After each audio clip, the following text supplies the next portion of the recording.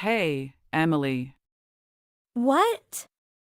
What are you up to right now? I have college today. Is there any specific reason you're asking? College? Such a waste of money. Come home immediately. You aren't good for much at all. Come straight home. Have you decided on dinner plans yet? Have you decided on what you're cooking? Wait just a minute. I'm transferring to a university. Did you forget? You? You're nothing but an unemployed leech. You're going to speak about your own son like that? I didn't make it into the program last time, but I'm studying to give it another shot. I know in my heart I am going to make it this time. This time next year I'll be a university student. You don't have to worry about me. Your plans don't interest me at all. You don't have to take it that far. You and your plans aren't interesting to me at all. You're the failure of this family. It would have been better if we never had you. We should have just had Ken and stopped there. I know that Ken is your favorite. But I'm the one that is studying and trying to make something of myself. And you know what? I don't care. I don't care what you guys think of me anymore. I'm going to live my life and it's going to be a good one. I have plans for what I'm going to do with my life. I know who I am going to be. What? Who cares about that? I already know who you are. You're a failure that can do anything and will never amount to anything ever. That's who you are. The least you could do is handle making dinner every night. At least you would be giving something back to this family. But you can't even seem to handle that much, can you? Why can't you support me even the tiniest bit? I'm studying hard.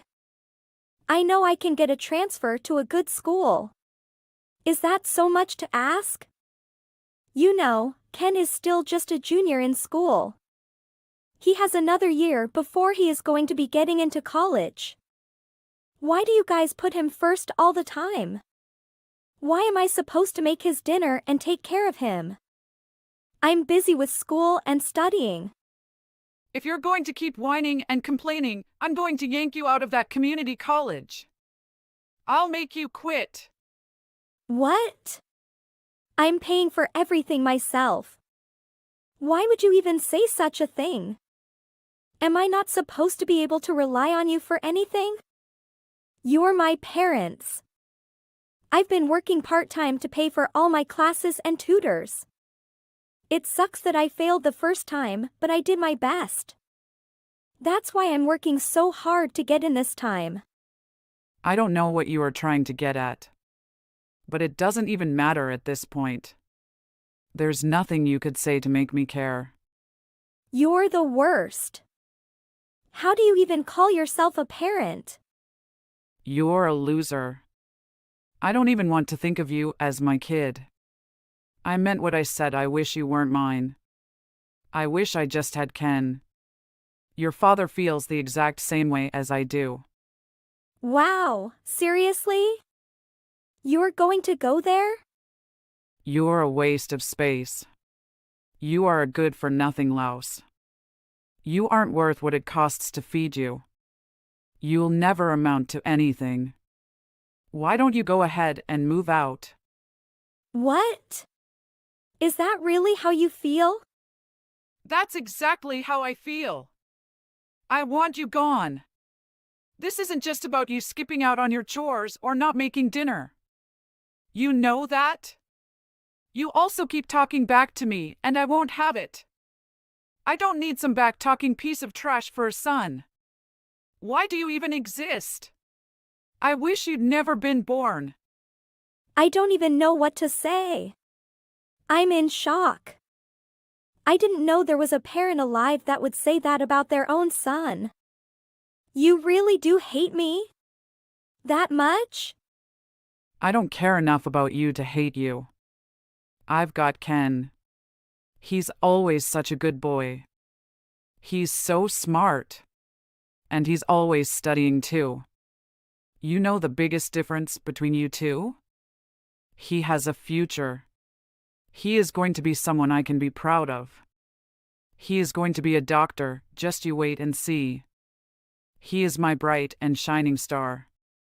And you're just something in the way. If that's really how you feel, then I will move out as soon as I can. Can you wait for me to save up the money to get a place of my own? It won't take long, just enough to get the deposit on an apartment. It should just take a couple of months. Not a chance. Really? I've already packed your bags for you. They'll be waiting by the door. If anything is left tomorrow morning, I am taking it to the dumpster. That's way too fast. I cleaned out your room. I'm turning it into a study for Ken. What are you saying? He already has a room. Isn't that enough? I've read it is better to study in a different place than where you sleep. It helps you focus. With you gone, he's going to be able to really concentrate and focus on his studies. With you gone, he's going to be able to really concentrate and focus on his studies. So you want to get your things and head out today, okay? This is truly the worst thing I have ever had happen to me. And you've done plenty of horrible things to me in the past. But this tops the list. I could never have imagined you doing this to me. What do you want me to say? You've already managed to fail at life. That's pretty amazing considering how young you are. That's enough. I don't want to talk about it anymore. I'll come grab my things. I don't want to see your face, so we are going to go out for dinner tonight. Just grab your things and go. Don't be there when we get back. 7 years later. What are you doing? Where are you these days? Huh, Mother? Is that you? It's been years since I've heard from you, you ungrateful child. Huh? What are you talking about? You kicked me out. What do you want now? You're working these days, aren't you? I am, but what has that got to do with anything? If you're working, shouldn't you be sending some money back home to your parents? That's the proper thing to do. Where's the money?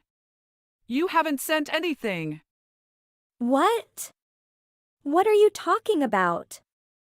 You kicked me out of the house. You haven't reached out to me a single time since either. And now you're asking me for money all of a sudden? Don't talk back to me. I've never bothered you about it before because as dumb as you are, I just assumed you'd never be able to send much. But you need to give us what you can right now. Why are you asking me for money out of the blue like this? And honestly, why should I send it to you? You've never shown me an ounce of grace. I'm not really feeling like I owe it to you. How dare you talk to your mother like that? What is wrong with you? You really are a loser, aren't you? Your little brother is working hard to become a doctor, and you. What have you done with yourself? You aren't good for anything else, so at least send some money our way. I'm a doctor, Mommy. You wanted to know what I did with myself? I became a doctor. You always told me how I would never amount to anything, how worthless I was. At least that gave me the strength to work hard. Not because you supported me, but in spite of you.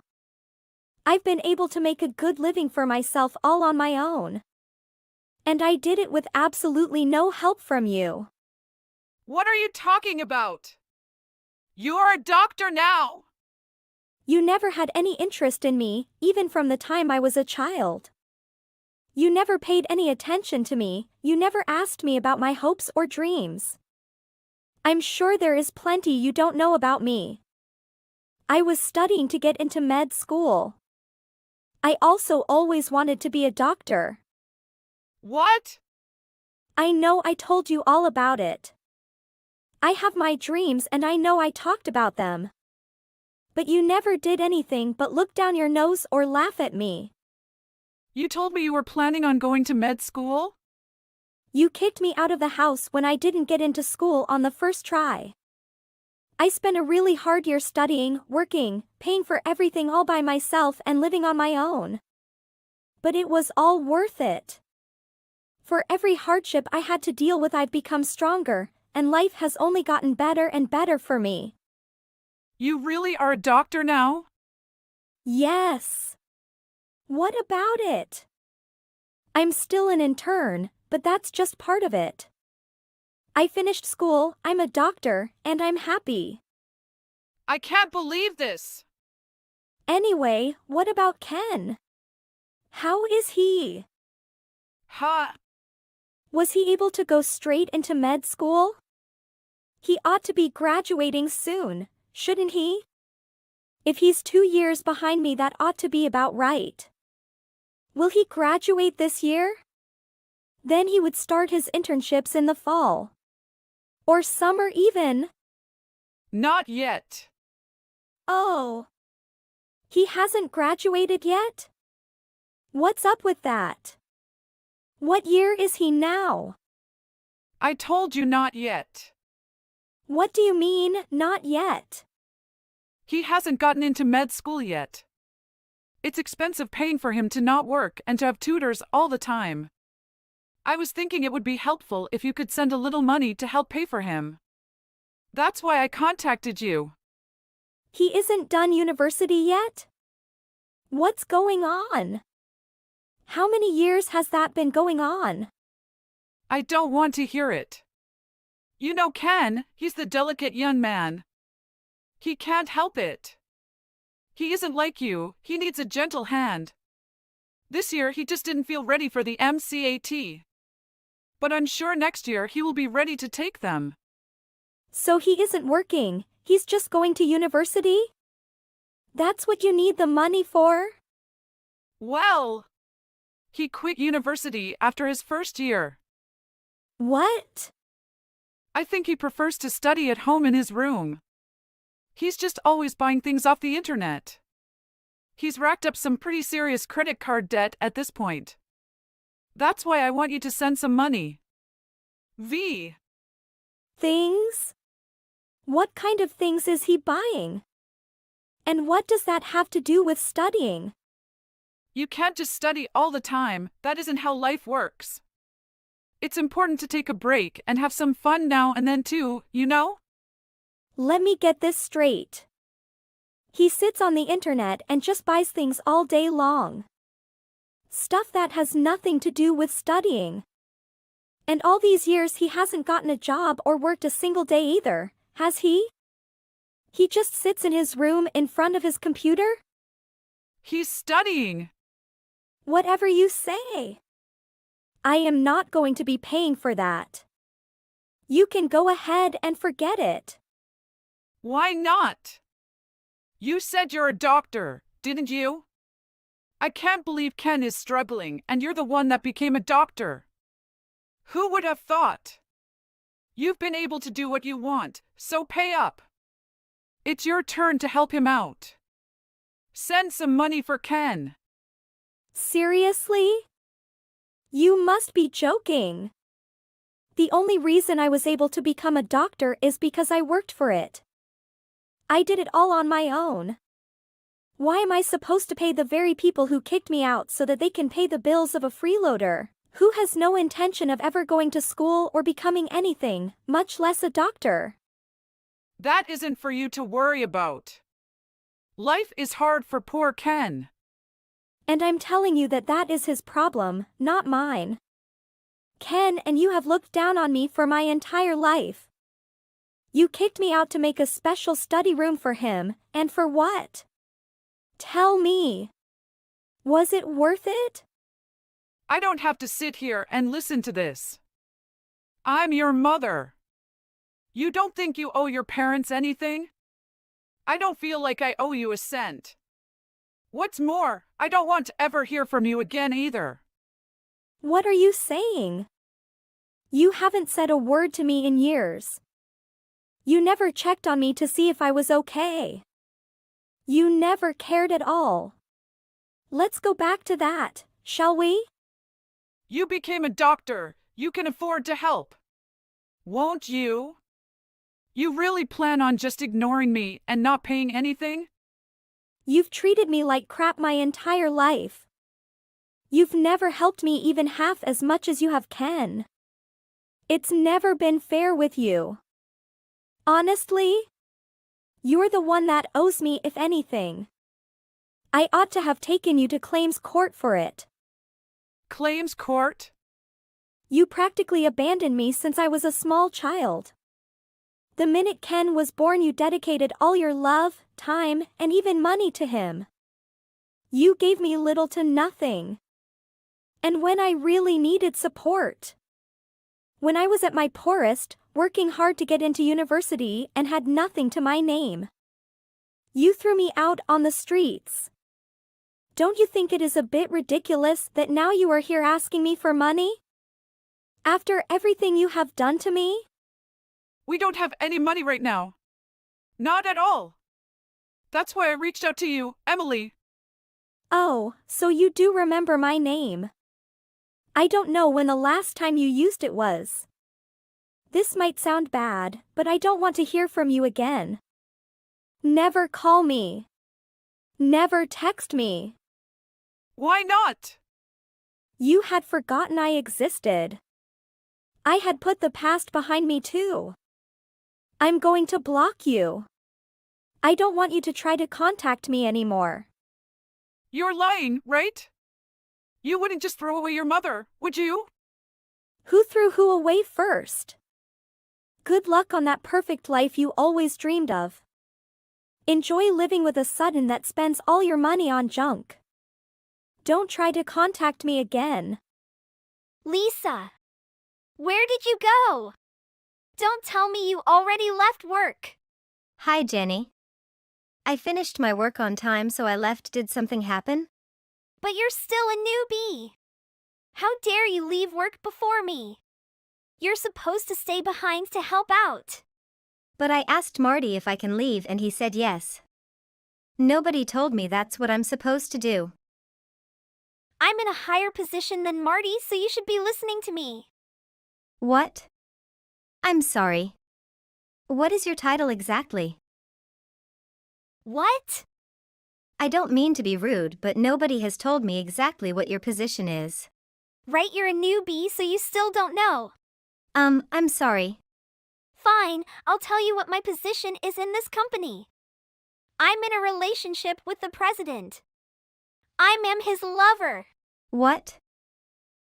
So think of me as the most powerful person in this company next to Ken. His lover? I'm pretty sure I heard that Ken has a wife and a son who's all grown up. Yeah, so what? Do you have a problem with that? I don't have a problem with it. I just don't think it's something you should be going around saying to people. No, it's fine. I can say whatever I want around here. Because Ken truly loves and respects me, so he trusts me to do whatever I want in this company. So do you understand what that means? What does it mean? You're really asking me that? Yes. I don't know what it means. Then I'll make it short and concise for you. If you ever go against me, you're fired. My decisions are Ken's decisions. I have the power to do what I want. Now that you understand, come back to work right away. And do your job. But I have plans for tonight. Then come in earlier tomorrow morning and finish up your work. I'll need the papers done by noon. I'll be using them for the meeting tomorrow. Papers for the meeting tomorrow? Are you telling me to collect all the data and organize it so that you can present it in the meeting? Yes, exactly. But that's your job. Yeah, so what? I'm ordering you to do it. Do as I say. I don't think I'll be able to finish all that by noon tomorrow, maybe if we split the load. Tonight I have a dinner with Ken. And tomorrow morning I'm going to the spa. I have to keep myself looking young and beautiful for him. But I don't know how to do it. Can you at least teach me how?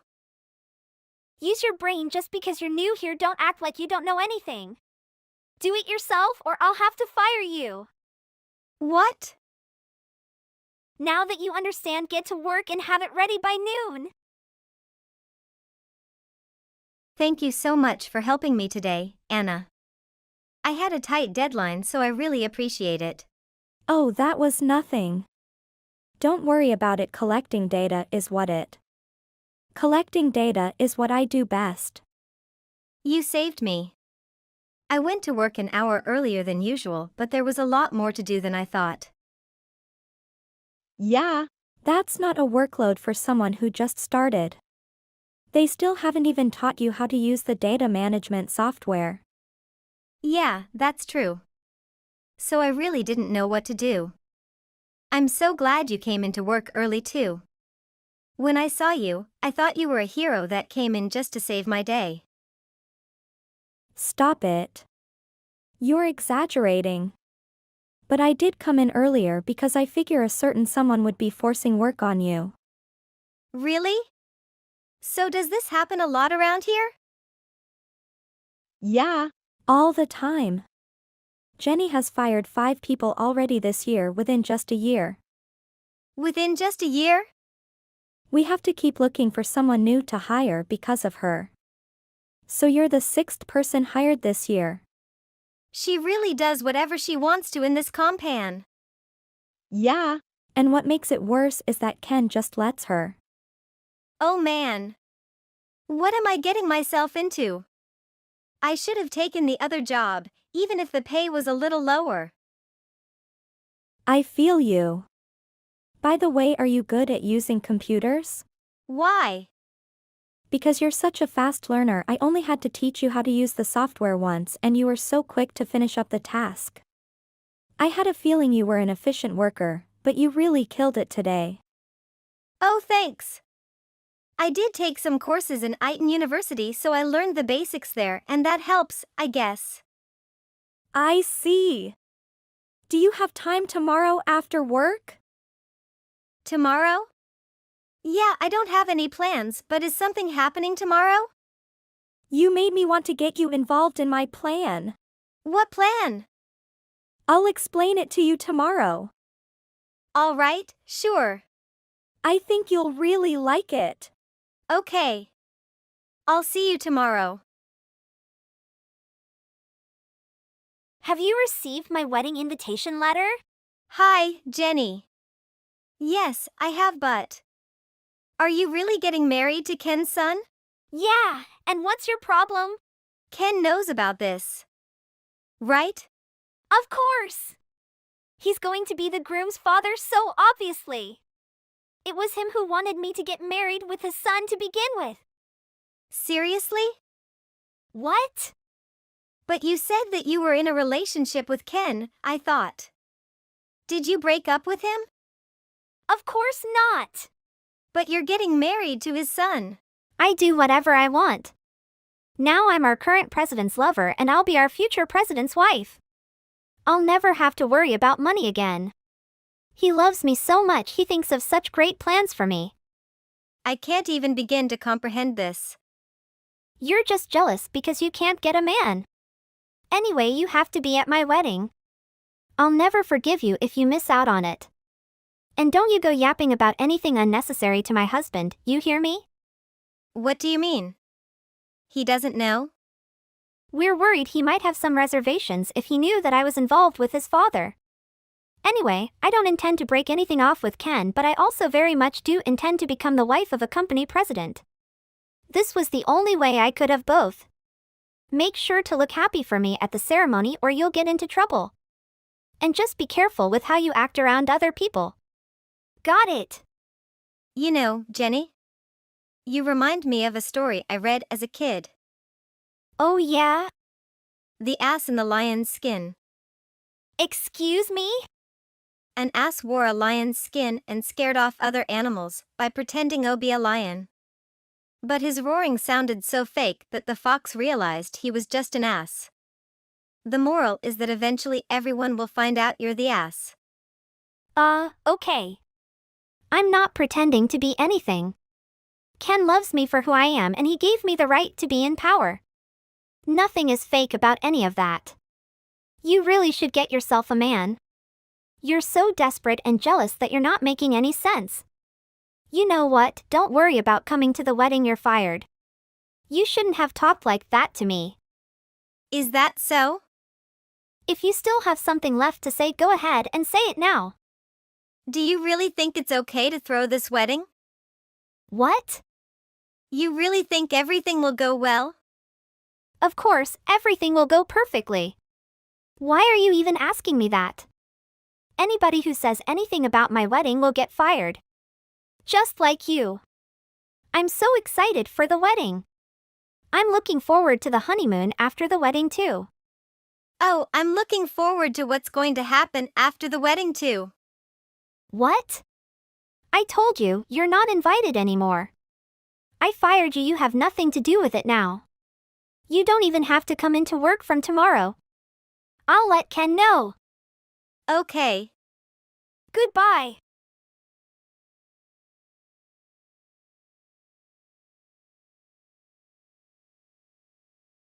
Hey you. Pick up the phone. Oh hi, Jenny. How have you been? Is there something wrong? Stop pretending like you didn't do anything. What did you do to me? What did I do? It's supposed to be my wedding day. Why is nobody here except for Ken? My wedding planner told me that it was cancelled. This is all you're doing, isn't it? I didn't do anything. Stop lying. You're the only person who went against me these past couple of months. Who else would do such a thing to me? You have a point. But I wasn't the one who did this. I might know something about it though. What? Tell me everything you know. All right. Your plan was to marry Ken's son and get him to become the next president. But he had no intention of following after his father's footsteps and got a job at a different company. What? So you're not really getting married to a future president. What? He never told me anything about that. And why did your wedding get cancelled? Your plan was to only come in on the day of the wedding with your dress. And leave everything else up to the groom. Yeah. But he told me that he had everything under control. Yeah, he does have everything under control. What do you mean? But he's not throwing the wedding with you. What do you mean by that? I received a wedding invitation from him actually, but it didn't have your name on it. It seems the bride is someone else entirely. Huh. What are you trying to say? I guess you didn't know. Didn't know what? The Ken son is going to marry Carmen. What? He's getting married with Carmen? That woman I work with? Yes, that's her. They've been going out for almost 7 years now. How come I didn't know that? Everyone at work knew about it. What? You were the only person who didn't know. You were so blinded by your love of Ken and power that you had no idea what was going on around you, it seems. No, there's no way I wouldn't notice. So your lover's son and Carmen are getting married today. What? But they didn't want you to come bursting in and ruin everything for them. So they decided to throw their wedding in another country. And I'm invited to the wedding, so is everyone else from your company. Huh. It's about to start, so I have to go now. Did everyone lose their minds? They know what's going to happen to them if they go against me. I'll get them all fired.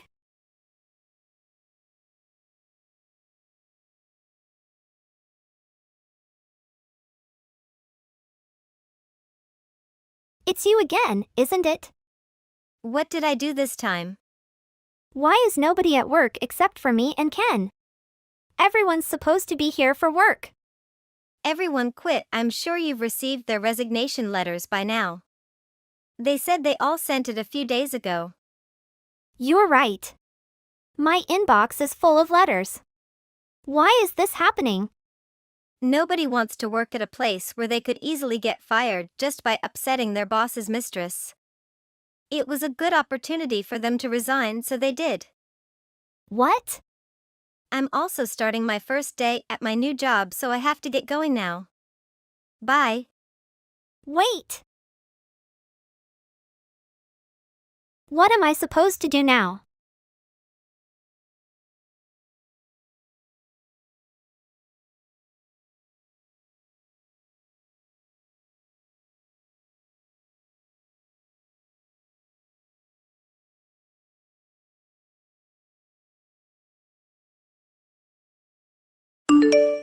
Hey, Sarah.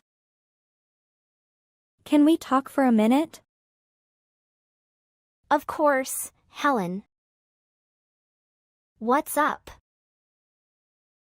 Oh, I just want to talk about the mess that you made and I had to clean up today. It's been 5 months already, since the day you moved in. I've been cleaning up your mess almost every day. But it's been bothering me a lot lately. What do you mean it's bothering you? Yes, I'm not a very organized person. Big deal. Look. I'm really busy with my boyfriend and other stuff. Why can't just keep doing that? Besides, you're the one who agreed to help me from the beginning. Why are you making a fuss about it now? How petty. Well, I never agreed on anything like that in the first place. I just cleaned up because I couldn't relax on the huge mess of yours every day. Stop blaming on me like that. Huge mess?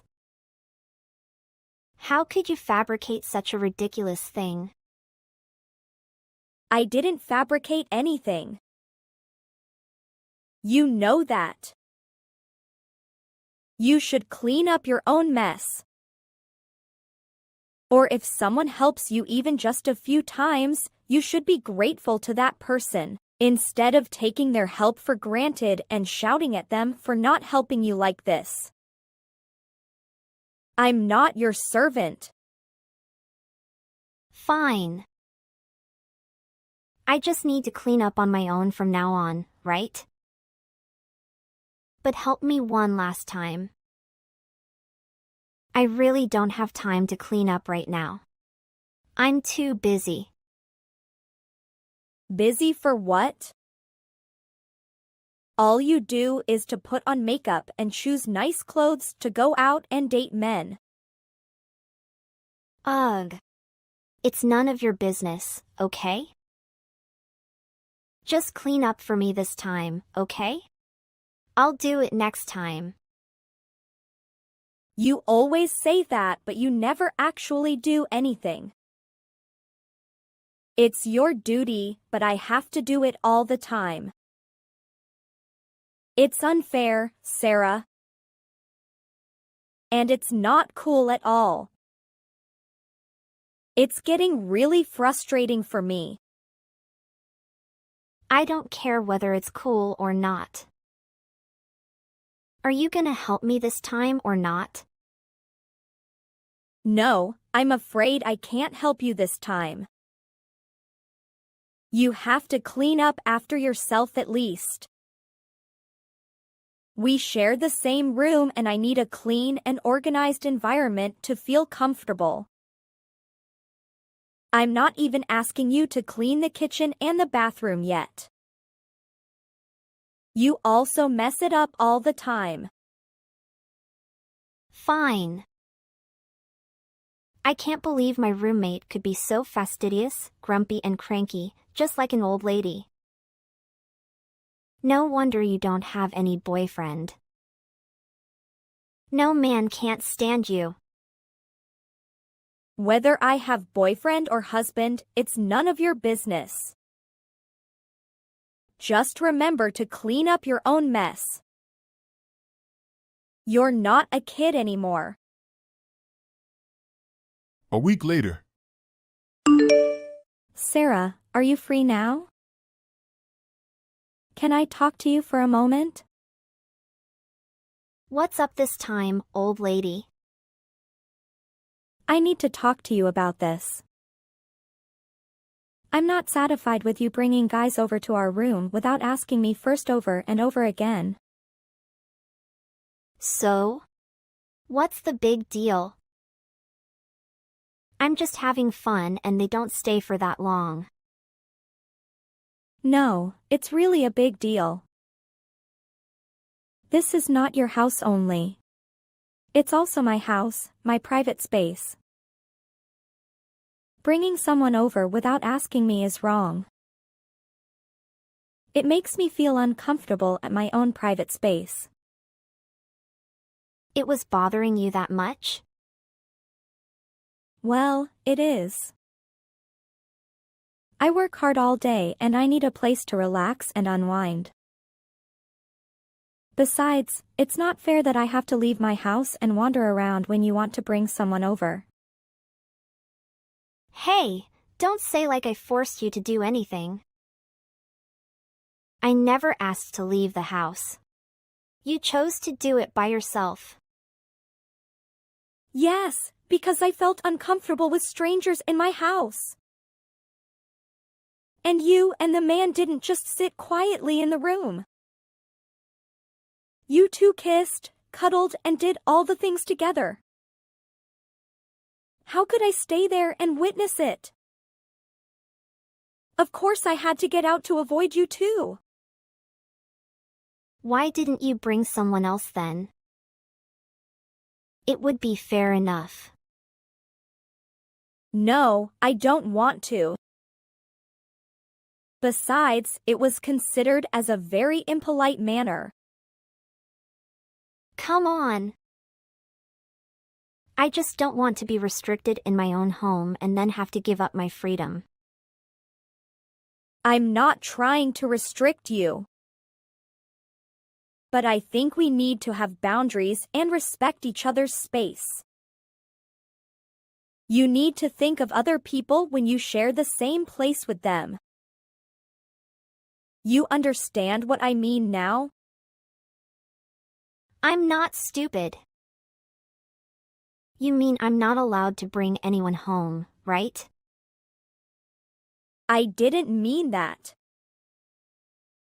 You can bring your friends home. Just tell me first and ask if I feel comfortable about it that day. I'll do the same. Both of us should be living comfortably and freely and be considerate of the other. 'Cause we're roommates and we need to make our living situation work for both of us. Fine.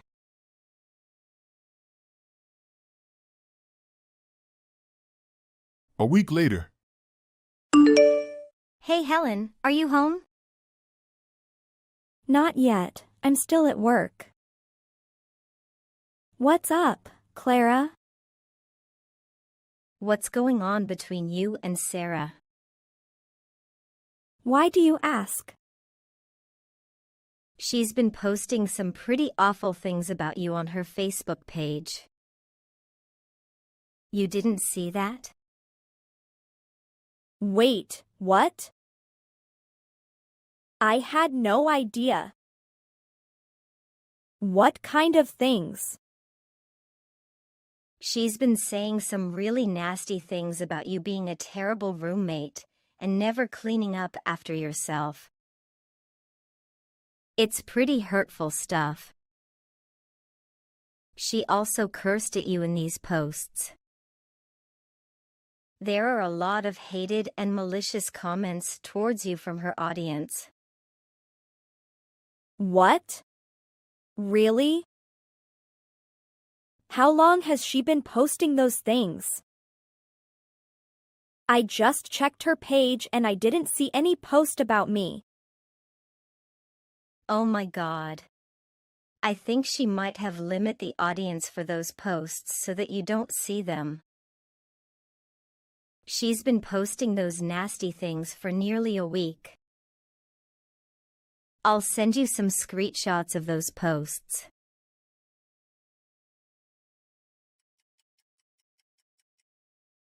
So what's going on? I can't believe that you can be so terrible. There must be some misunderstanding, right? Yeah, definitely.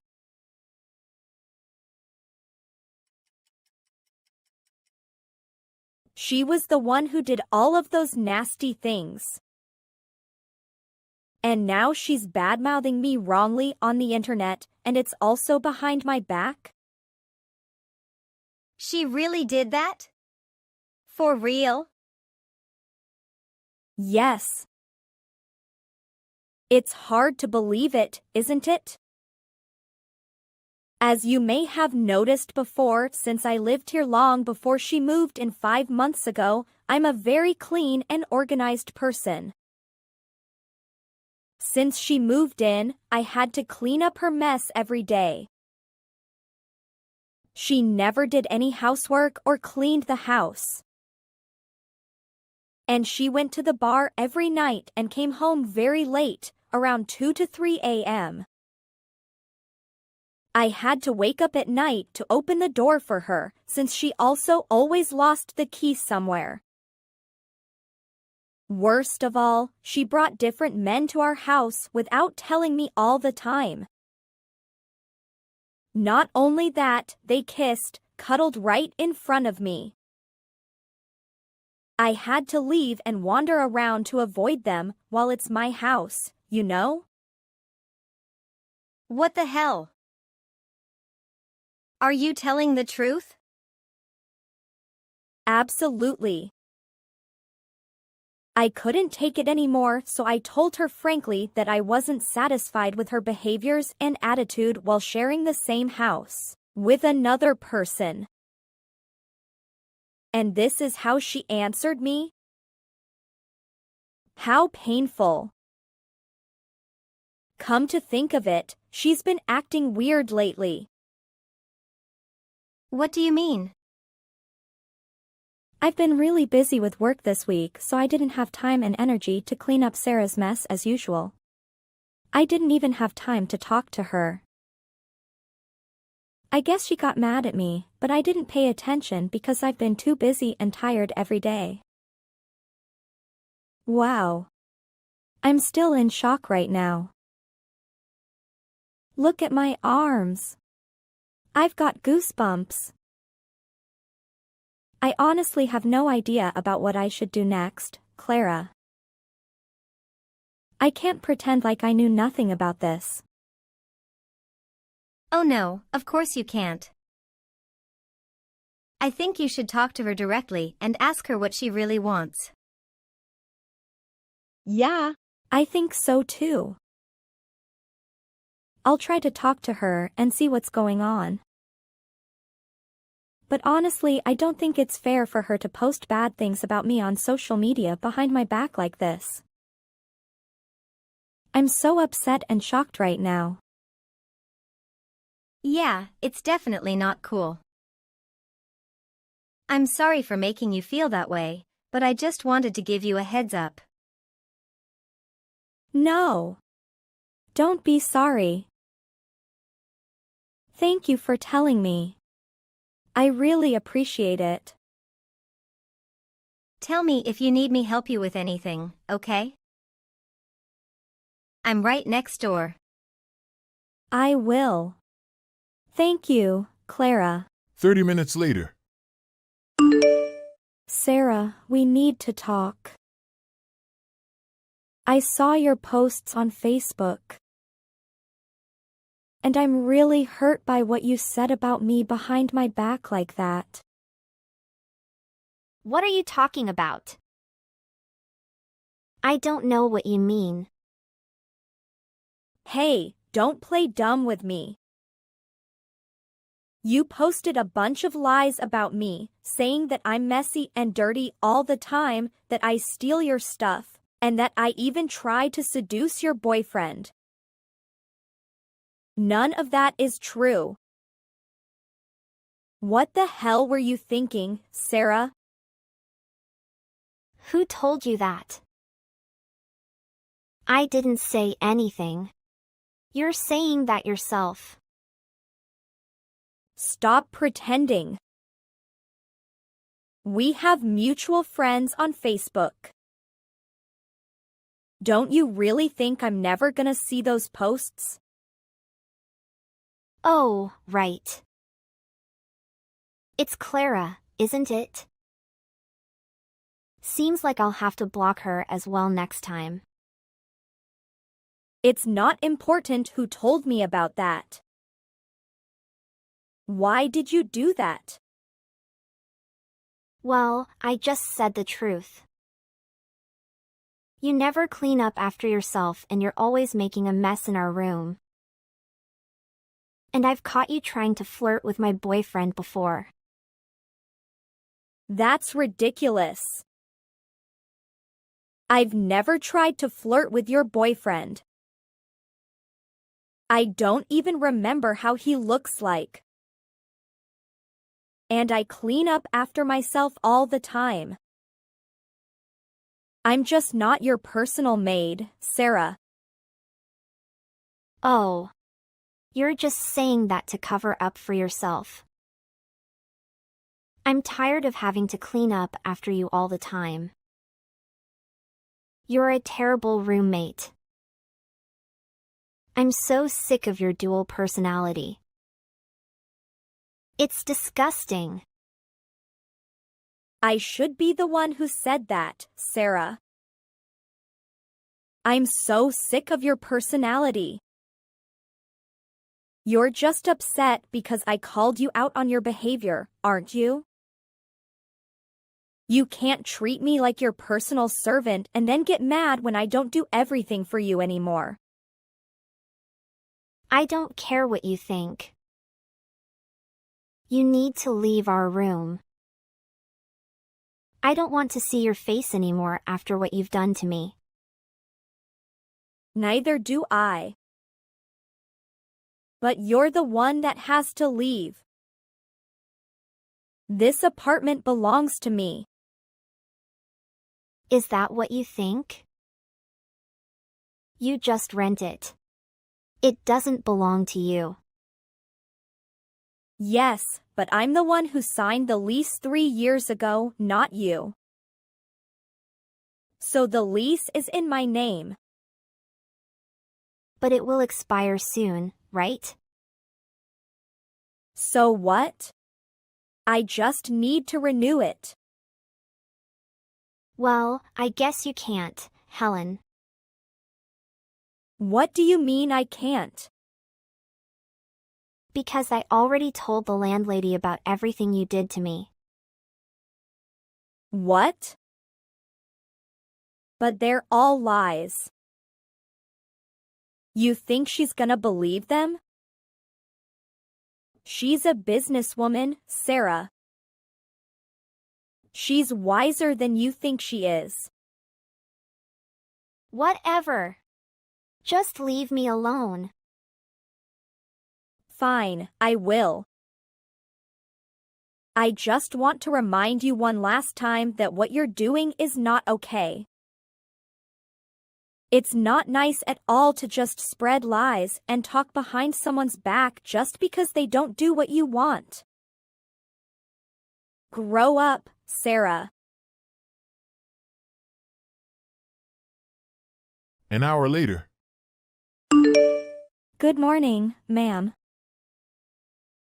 Can I talk to you for a few minutes? What's the matter? I'm Helen from apartment 1004. I heard that you've been receiving some complaints about me from my roommate Sarah. Oh, yes. Sarah has made some serious accusations against you. I'm so upset about you, Helen. I'm sorry to hear that. Could you tell me what exactly she's accused me of? Well, she said that you're very messy and lazy, and she has to clean up your mess all the time. You often go out to bars and try to seduce married men, and even seduce her boyfriend.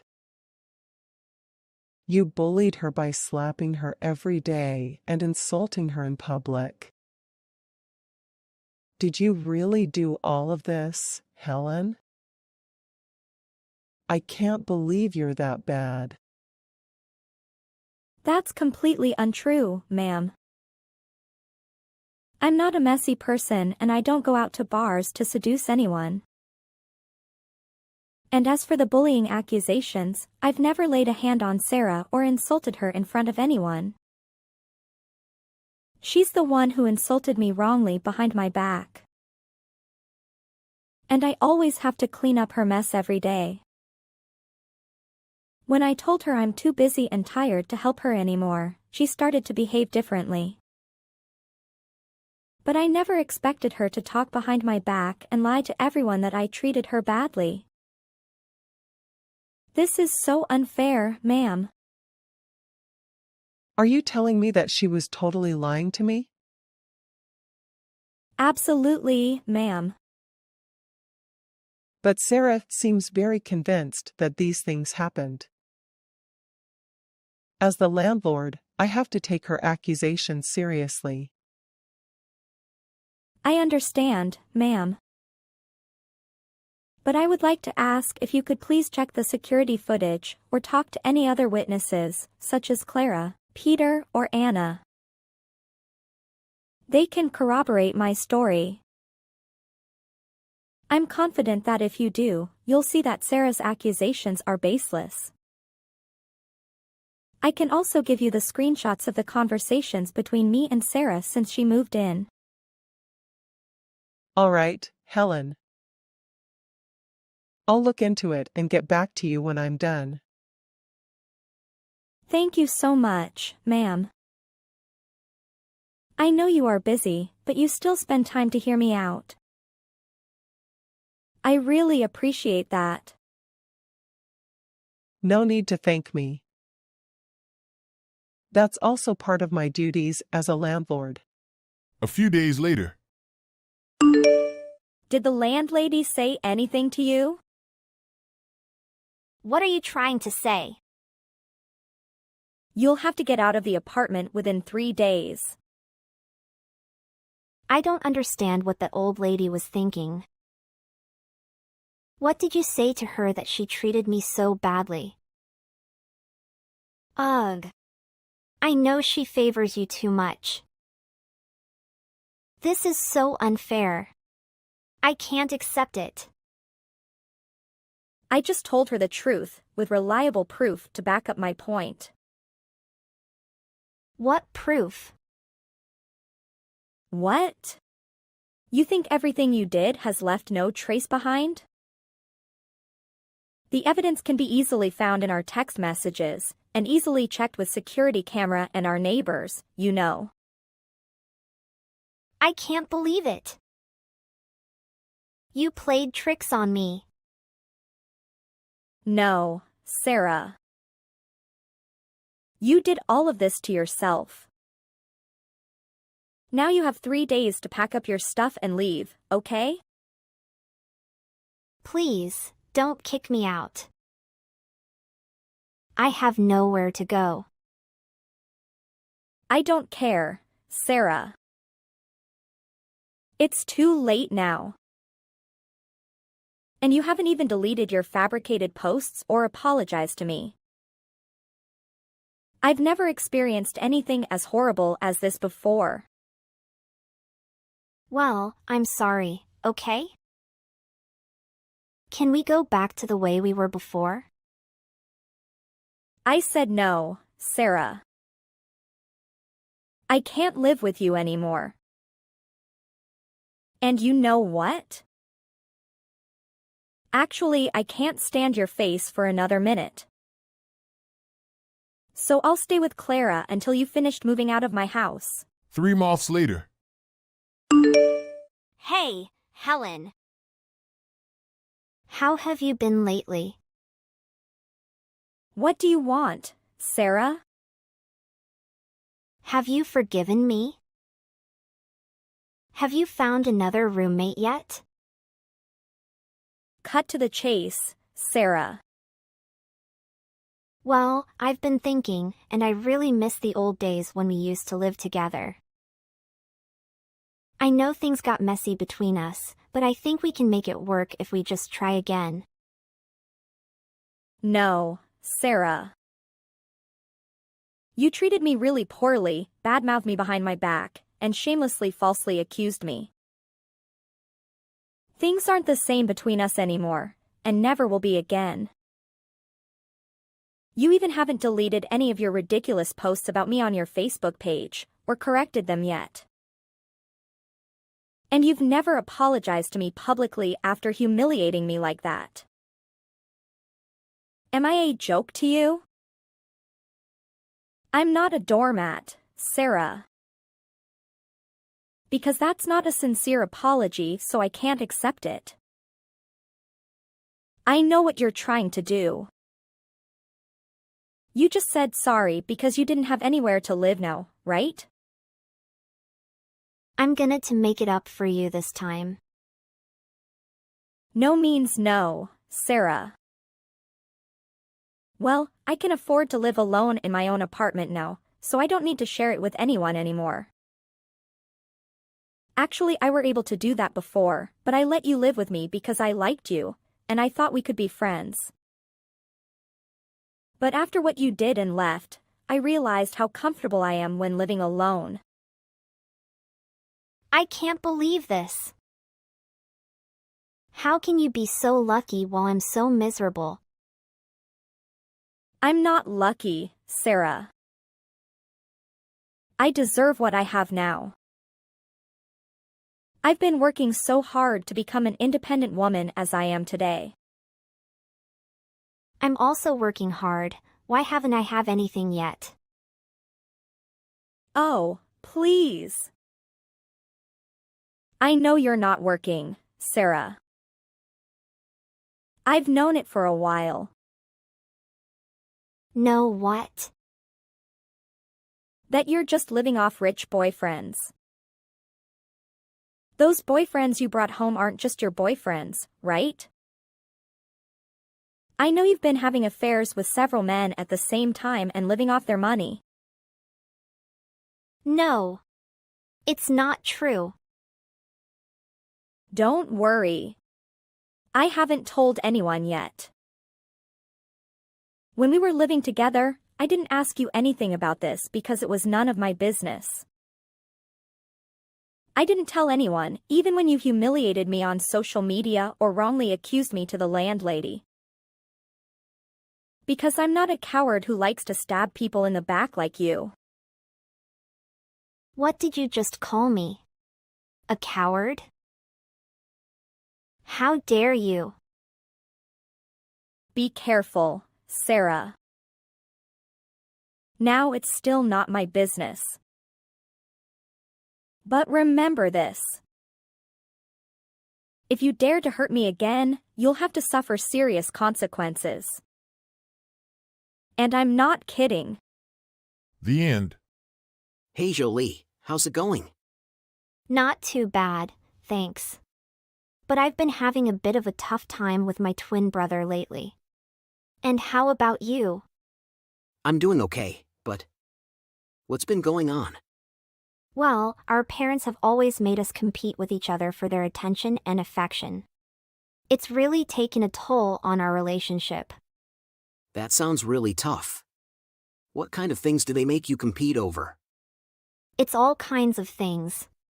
For example, if one of us gets better grades at the end of the month, we get $100. And whenever we have sports games on the same day, our parents will go to the game of the twin that they like more at the moment. And it's only when we get good grades that our parents take care of us. I'm so tired of this. Wow, that sounds really unfair. Have you tried talking to your parents about how this is affecting you and your brother? Yeah, we've tried talking to them about it before, but they just don't seem to listen. They're so focused on competing with each other themselves that they don't see how it's hurting us. They say that capable people have no right to be interested in them. That's really unfortunate. Have you and your brother talked about ways to improve your relationship despite your parents' behavior? We have, but it's hard. Sometimes it feels like we're still competing with each other, even though we don't want to be. I can imagine. Maybe it would be helpful for you and your brother to focus on your own individual. I know this, but it's hard because I'm not good at school, so my parents won't pay attention to what I say. But you're their child, so can they understand you? Usually they don't care about my efforts, they only care about the results. Last week the results weren't good, so my parents didn't care about me, they ignored me and only cared about Dai. He won a scholarship, so his words to my parents are important. Do you ever feel like our parents are constantly comparing us to each other and to you, our bro Dai? Oh yeah, absolutely. And it's not just about grades or friends, it's everything. They always have a favorite and it changes all the time. Yeah, I know what you mean. Why don't you ask them to stop thinking nonsense just to satisfy their own satisfaction? Ugh, it's so frustrating. Sometimes they talk about how much it hurts my feelings, and sometimes we end up arguing about it for hours. I get into arguments with Dai too. He always seems to be the golden child in their eyes, and it feels like I'm always playing catch up. It's not fair to any of you. That's bad, Jolie. Your parents are so bad, they treat you like a slave. I can't tell my parents about this, it's really hard because they don't listen to me. Maybe you and you, our bro, should try to support each other rather than tear each other down. Thanks, Clytus. Hey Jolie, I need a favor from you. Sure, what kind of favor? Well, I was wondering if you would be interested in stealing $10,000 from parents' wallet. And if you do it, I'll split the money with you. What? Are you crazy? Why would you even suggest something like that? That money is not something you can touch. Look, I really need the money. The allowance my parents give me is just not enough. Do you really think that little money can satisfy me? You also know that a little money, it's as small as a fingernail, can't afford me enough to buy branded goods. Fashionable clothes! How can you afford to buy? How can you be so stupid? The scholarship amount, of course, but it's not enough for my upcoming purchase. But I don't think you need to use those things. Come on, my friends use it. I can't be like you, like a country girl who doesn't know what beautiful clothes are all day. That's no excuse to steal money from them. You can't just take advantage of your parents like that. I know, but I'm really desperate. And I trust you, Jolie. You're my little sis. But what you said is impossible, it's not true, Dai. I will not support you. Okay, so don't try to ask the people stuck in the family for money to buy new things. With your small mind like a mouse can never help you get what you want. I'm sorry, Dai. But I can't help you with something like this. It's wrong and illegal. You should find another way to get the money you need. You're stupid! Just admit it! Jolie! The money you have can help you buy many things. Don't you want this too? Stop staying home all day and claiming that you're fine while you're poor as dirt. Do you know what people say about you at school? It's really bothersome to me how cheap and unsophisticated you appear compared to my friends when people ask about you. If you had that kind of money, you should consider changing your dressing style, as it looks both unattractive and outdated. You're insulting me. I never thought I would have a sibling like you. If you want to play around, fine. But trying to mock and insult me through your friends, is that really a good thing to do? Who do you think you are, little sister? This is an order for you to do it. I won't do it, but feel free to go tattle to Mom. Maybe she'll have some pity for you and give you $100. What did you say? Huh? Shut your mouth. I'm your older sibling. Don't use that condescending tone with me, Jolie. Let me see who you'll go tattle to. I'm sure they'll listen to you. You don't have to try so hard because your pitiful achievements are just an embarrassment to this household. Nobody pays much attention to your efforts anyway.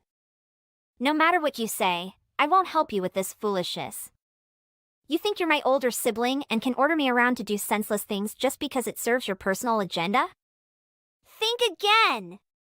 That's utterly ridiculous. I know everything you've hidden in the room, Di. You've been hiding cigarettes in the room, and I've stayed silent for a long time. What? Are you threatening me, right? Fine then, so you'll help me with this, won't you? We'll split the money, considering that both you and I benefit from this trip. No. I'm not going to help you with this. I don't want to get involved in this anymore, so please leave me alone. If you keep bothering me about this, I will tell our parents how you hide cigarettes. Oh, I'm so scared now. Fine then. Whatever you want. But I have no idea what happened to you, Jolie. It's up to you, Di. Di, did you do something sneaky behind my back? What are you talking about? Please don't ask meaningless questions. I didn't do anything. Do you believe that your words are disgusting? Di, I can't trust you. Mom found $10,000 in my room and she thinks I took it. Do you have any idea how that could have ended up there? Huh? What are you talking about? I didn't take any money from Mom. Why would I do that? Oh, come on, Di. You're the only other person who had access to my room besides me. I'm sure you know something about this. I really don't. I swear. Why would I risk stealing money from our own mother? That's crazy. Well, if you didn't take the money, then how did it end up in my room? Mom is furious with me and she thinks I'm lying to her. This is all your fault! My fault? How can you say that? I didn't do anything wrong. Maybe someone else put the money in your room without us knowing. Yeah, right. Like who? It doesn't make sense. You're just trying to cover your tracks. No, Jolie, I'm not. I'm telling you the truth. I don't know anything about the missing money. Maybe we should talk to Mom together and try to figure out what happened. LOL. Ugh, fine. But if you're lying to me, you better watch out. I won't let you get away with this. Is that so, Jolie? Didn't I already tell you? Go tell your mom. She'll probably understand and be sympathetic towards you. Wow. When you don't have anyone's support, it's quite depressing. It's a tragic tale. LOL. Di, stop laugh! Did you take Mom's keys? Maybe you used them to get into my room and leave the money there. Well, Jolie, don't doubt without basis. Why would I do that? And even if I did have the keys, I wouldn't put money in your room without telling you. That's ridiculous. But Mom's key is missing. How else could someone have gotten into my room? It doesn't have to be me. You're just trying to deny everything. I can't believe you would do this to me. This is so frustrating. I trusted you as my twin brother, but now I don't even know if I can trust you. Hey! Stop it! I can't believe our parents locked me up in a room and scolded me for an hour because they thought I stole this sum. Doesn't it seem unfair to treat me like that? I didn't do anything. I'm not sure why they would accuse you of stealing. Don't act so innocent. You have done what you must know. They think you're the good child who wouldn't steal, so they automatically assume I must be lying and trying to blame you. It's not fair. And on top of that, they called me a pervert. Oh? Really? Well, pretty true, right? That's what you tell me, after all this. The punishment for this story is getting our credit cards suspended for a month and not being able to use our phone for a year. Di, is this what you wanted? Isolation and bad-mouthing me to our parents is what you desire? Why are you so stupid, Jolie? I've told you time and time again that no one in this house will listen to what you say, but you don't care. As long as you steal that money, I guarantee you'll live well, but you don't listen to me. I cannot always listen to you doing bad things like a slave. Even if I agree to help you get that money, the truth will still reveal that I am just an accomplice. Stop it. I don't want to talk to you anymore. Take your punishment. I beg of you, please explain to my parents that these things are just your jokes and not real. No, that will not happen. Enjoy it, little sister. Die! Hey, Jolie. I heard everything that happened with your family. I'm really sad to hear about it. Yeah, it's been tough. Di really crossed the line and my parents just don't seem to get me. If your phone was taken away, what would you use to communicate with everyone? Luckily, I still have my laptop. My parents left it for me to study. I can understand why you're frustrated. It's not fair that your brother treated you that way and your parents aren't listening to your ideas. It's like they don't even care about what I have to say. I feel so trapped here. I know it's hard, but have you considered moving to the dormitory? You won't have to deal with toxic things from your family and you'll have more freedom to pursue your goals. I have thought about it, but I'm not ready yet. I haven't received a scholarship. And I can't afford to pay rent on my own. Well, I might be able to help with that. I have an empty room in my family's house, and you can stay there until you win a scholarship. That way, you won't have to live with your toxic family and you can focus on your studies. That's really kind of you, Clytus. But are you sure your family won't mind? My family is very welcoming and they would be happy to have you. Plus, this way you can save up some money until you're able to move into the dormitory. Thank you so much, Clytus. This means a lot to me. I'll definitely consider it. Of course, Jolie. Just let me know if you need anything. We're friends and I want to support you in any way I can. After a month, I was able to secure a scholarship with the help of Clytus and moved into the dormitory. Despite their change in attitude towards me, I still feel hurt by what happened because of my parents' behavior and my twin brother Di's childish actions. What should I do to let them know that their actions have caused me pain? Maybe they will change if I speak up. Mom, how is it going? I've just got back from school. So tiring. Hi, Amanda. You're home later than usual.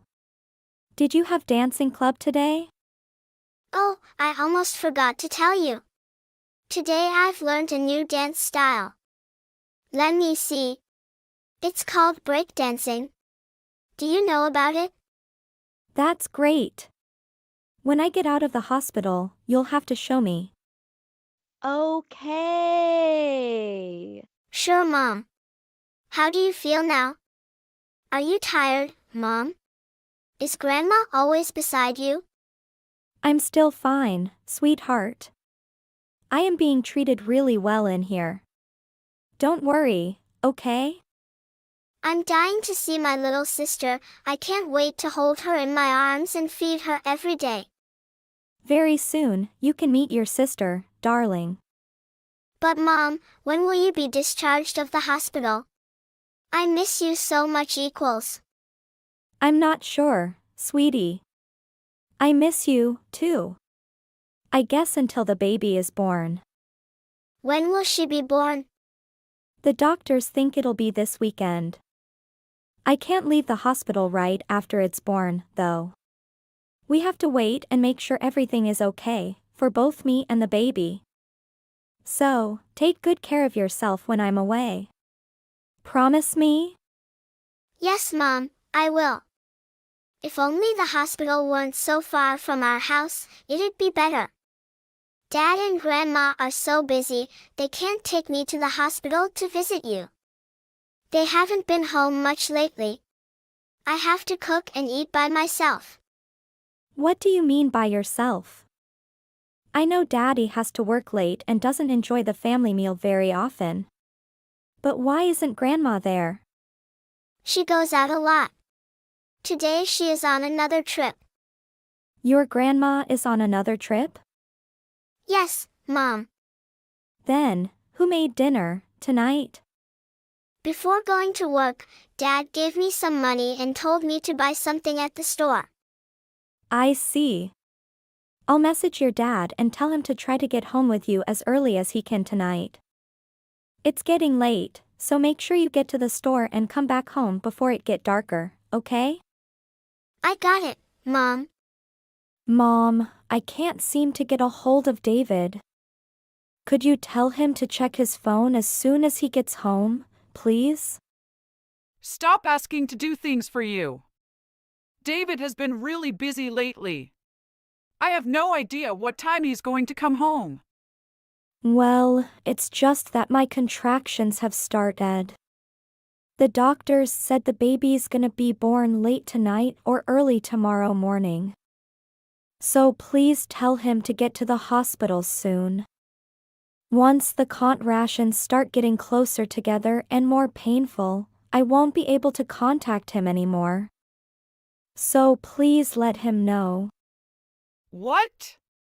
Can't you just ask Amanda to do it? Amanda is still in the elementary school. She's gonna be going to bed soon.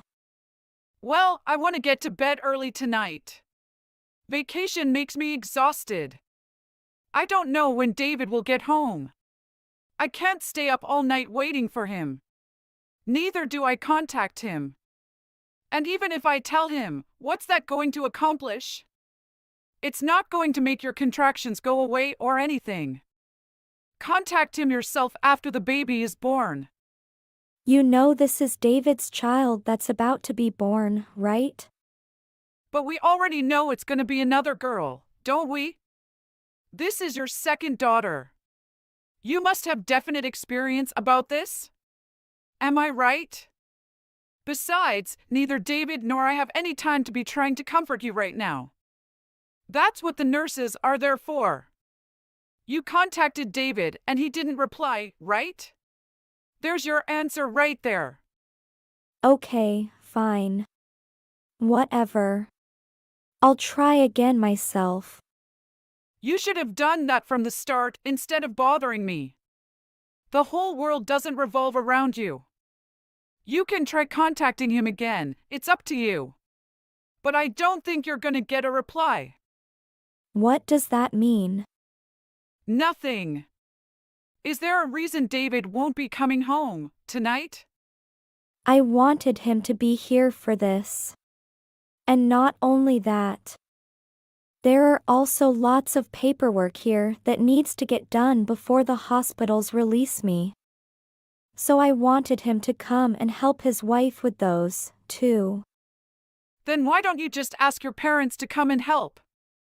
Oh, shouldn't I say parents, right? 'Cause your father died last month, didn't he? I guess it should be singular now, huh? Your mom's all by herself now. I'm sorry. Whatever. I'll do it myself. Thanks. Since I've moved here with you, you've been causing us nothing but stress. Hey, I've never asked you to come live with us. See? That's exactly the kind of thing I'm talking about. This attitude of yours. I've been living in this house with you for 3 years, and you've never treated me with respect. Is that so? Once the baby is born, I guess we'll have reevaluate our living arrangements, won't we? That's another thing I'll have to talk to David about when I am discharged from the hospital. You're right about that. That is, if David will listen to what you would say. He's not even with you now. I feel so sorry for you, LOL. That's only because he's busy with work? It's probably best if that's what you think. Anyway, don't ask me to do anything for you. It's annoying. Amanda, where are you? Are your dad and grandma staying with you now? If they are, can you tell them to contact me as soon as possible? Who is calling? Huh? Amanda, it's Mommy. This is Amada, right? What's going on? You're not my mom anymore. I don't know who you are. What did you say? I've just got home. The house is completely empty. You guys wouldn't have moved, would you? Yeah, we moved. And we're living in a new house. Why did you move without saying me a word? We are done with each other, and from now on, I don't have any relationship with you anymore. So I think it wasn't necessary for us to announce you. What do you mean? How could you say that to me? Dad and Grandma said they left the divorce paper by the front door. They said you should sign them immediately. When you're done signing them, call Grandma. Divorce paper? What is going on? Amanda, please. Let me talk to your dad. No. He said he doesn't want to talk to you. Dad and I don't want anything to do with you anymore. Amanda, please. You've been annoying. Grandma said she'll call you tomorrow. Make sure you sign the divorce paper before she calls. Mom. Are you awake? I'm sorry. I said bad things to you. Amanda. Is it really you? Are you okay? Are you safe? I'm fine, Mom. Forgive me for this morning. I've said such bad words to you. It wasn't me to do so. Grandma made me write those words. But why did she have to do that? She did it so you and Dad would divorce. Then she took the phone from me. I said I want to call you, but she made me to text you like that, or else she will drop me out of the house. I'm sorry. Now, she is asleep, so I break into her room and take my phone back. Amanda, I'm sorry. I must have been really bad for you this past week or so. I didn't want to leave you by yourself. It's okay, Mom. But Dad and Grandma are acting so strange recently. They're talking like you're a bad person. That makes me scared. Do you know where you are now? I'll come and get you. I'm not sure, we've just moved here yesterday, so I don't know the address. But it's a really big and modern apartment building. It has 40 floors, Mom. You mean a high-rise condo? A high-rise condo? I don't know, but Dad said I won't be changing schools. Really? Okay, I'll pick you up after school tomorrow. I can see you again. Of course. I'll see you tomorrow, just wait until then, okay? Okay. Oh, and Dad said he's marrying a woman soon. A new woman? What does that mean? I don't know, but he said she's gonna have a new baby soon, too. Are you sure he's not talking about your new little sister I just gave birth to? I don't think he means my new sister. I didn't understand everything that Dad and Grandma were talking about, but they said the new baby that's coming is a boy. OMG, Amanda, I'm so sorry that all of this is happening. I'm coming to get you tomorrow, I promise. Then you and I can live together, okay? I just want to be with you. Dad and Grandma aren't very nice, and I don't like this new place. I'm sorry all of this is happening to you, but thanks for contacting me even when everything that's going on badly. Okay, Mom. I'll wait for you after school. Daisy, did you sign that divorce papers yet? As soon as you do, message me. We have to discuss how you and David will be splitting the assets, as well as custody of Amanda and child support payments. I think normally those things are discussed before signing the divorce papers. Don't you think you're getting the order mixed up? The truth is we don't want to drag out the process by arguing about all of that before the divorce is finalized. I don't think you're in any position to refuse any of our conditions anyway, now are you? Besides, you want us to give you Amanda back, don't you? If you accept all of our conditions, David promises not to dispute custody of Amanda. Does he really think he could get custody of Amanda? Well, Financially, he absolutely could. So that's what this is all about, huh? Listen, I'll divorce David just like he wants. But I'm going to get everything. That includes the house, child support, and compensation money. Compensation money? What are you talking about? The money I'm going to be suing David for cheating on me. It seems his little mistress is pregnant, isn't she? Cheating? Who did you hear something like that from? Amanda told me all about it, and by the way, she is with me, so she won't be going back to that place David and you are at. You kidnapped Amanda. You dirty little coward. Who exactly are you talking about? How dare you drag Amanda into this just so you can hide behind her and use her as your bargaining chip? She's only in the 5th grade, but you know what, she's old enough to understand what's going on. The fact that that girl would try to ruin my plans like this just proves that she's got your blood in her veins. I told her not to try to get in contact with you. I can't believe she defied me. Whatever, if you divorce David like he wants, we really can't complain. We were only holding on to Amanda as a trump card in case we needed her.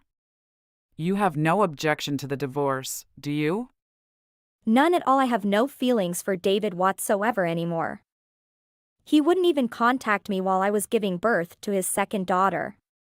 And on top of that, he was cheating on me. Here's no way to save this marriage now. A husband who cheats on his wife and a mother-in-law who thinks that what he's doing is okay. The two of you together make me sick. Saying that he's cheating is a little bit harsh. He's not cheating, he's just changing wife. And did you not hear, his new wife's child is going to be a boy? This new woman is so much better than you in any way. All you can give David is girls. Not to mention she's younger and taller than you. She's much prettier. Well, I'm glad David will have the wife you always wanted him to have. But no matter how you want it, he's still cheating on me. So I'm suing him for compensation money. All you talk about is money, you should be ashamed of yourself. If we pay you, will you be happy? Once he gets half of all your things, he'll be happy to pay whatever your little lawsuit amounts to. Don't you think you're misunderstanding something? Do you know something about our assets that I don't? Well, the husband and wife share everything, right? Usually everything gets split down the middle 50/50ths, right? That's right. But ever since we got married, I've only been working part-time. I didn't make much money, so most of what I'll be getting will be from David. And I'm pretty sure we don't have as much savings as you think we do. What are you talking about? After your father died, you would have gotten a big inheritance from him. You must have gotten hundreds of thousands of dollars, right? I know your father had money. Even if David only gets $10,000 from you, after he pays compensation money, he'll still have plenty of free money left over. Is that what you guys were thinking? What? What's so funny? Don't you know how inheritance works? When one parent dies, it doesn't mean the kids get all the money. My dad can give his money to anyone he wants by his will. When my dad died, all of his stuff went to my mother. And I'm not getting a cent from him. Huh? What are you talking about? You must be kidding, right? You just don't want us taking your money, so you're making up some crazy story. What I said is true. I've never told David I was getting an inheritance. Why would he assume I was? Are you saying he went off and had an affair, and then went ahead with this divorce without looking into anything first?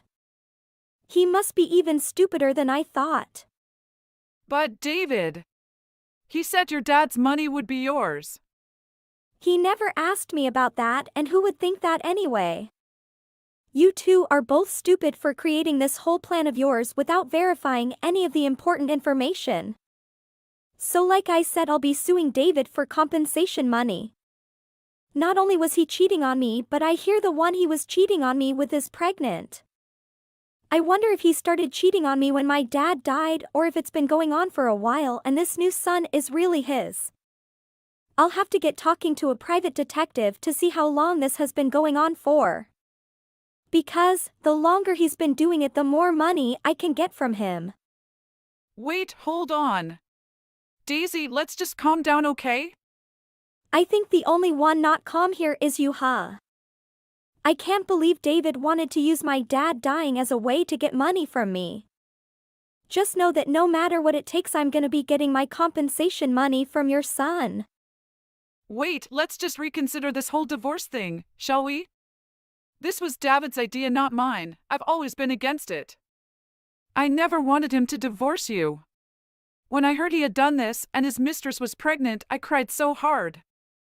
It was only after I got so tired of crying that we came up with this idea.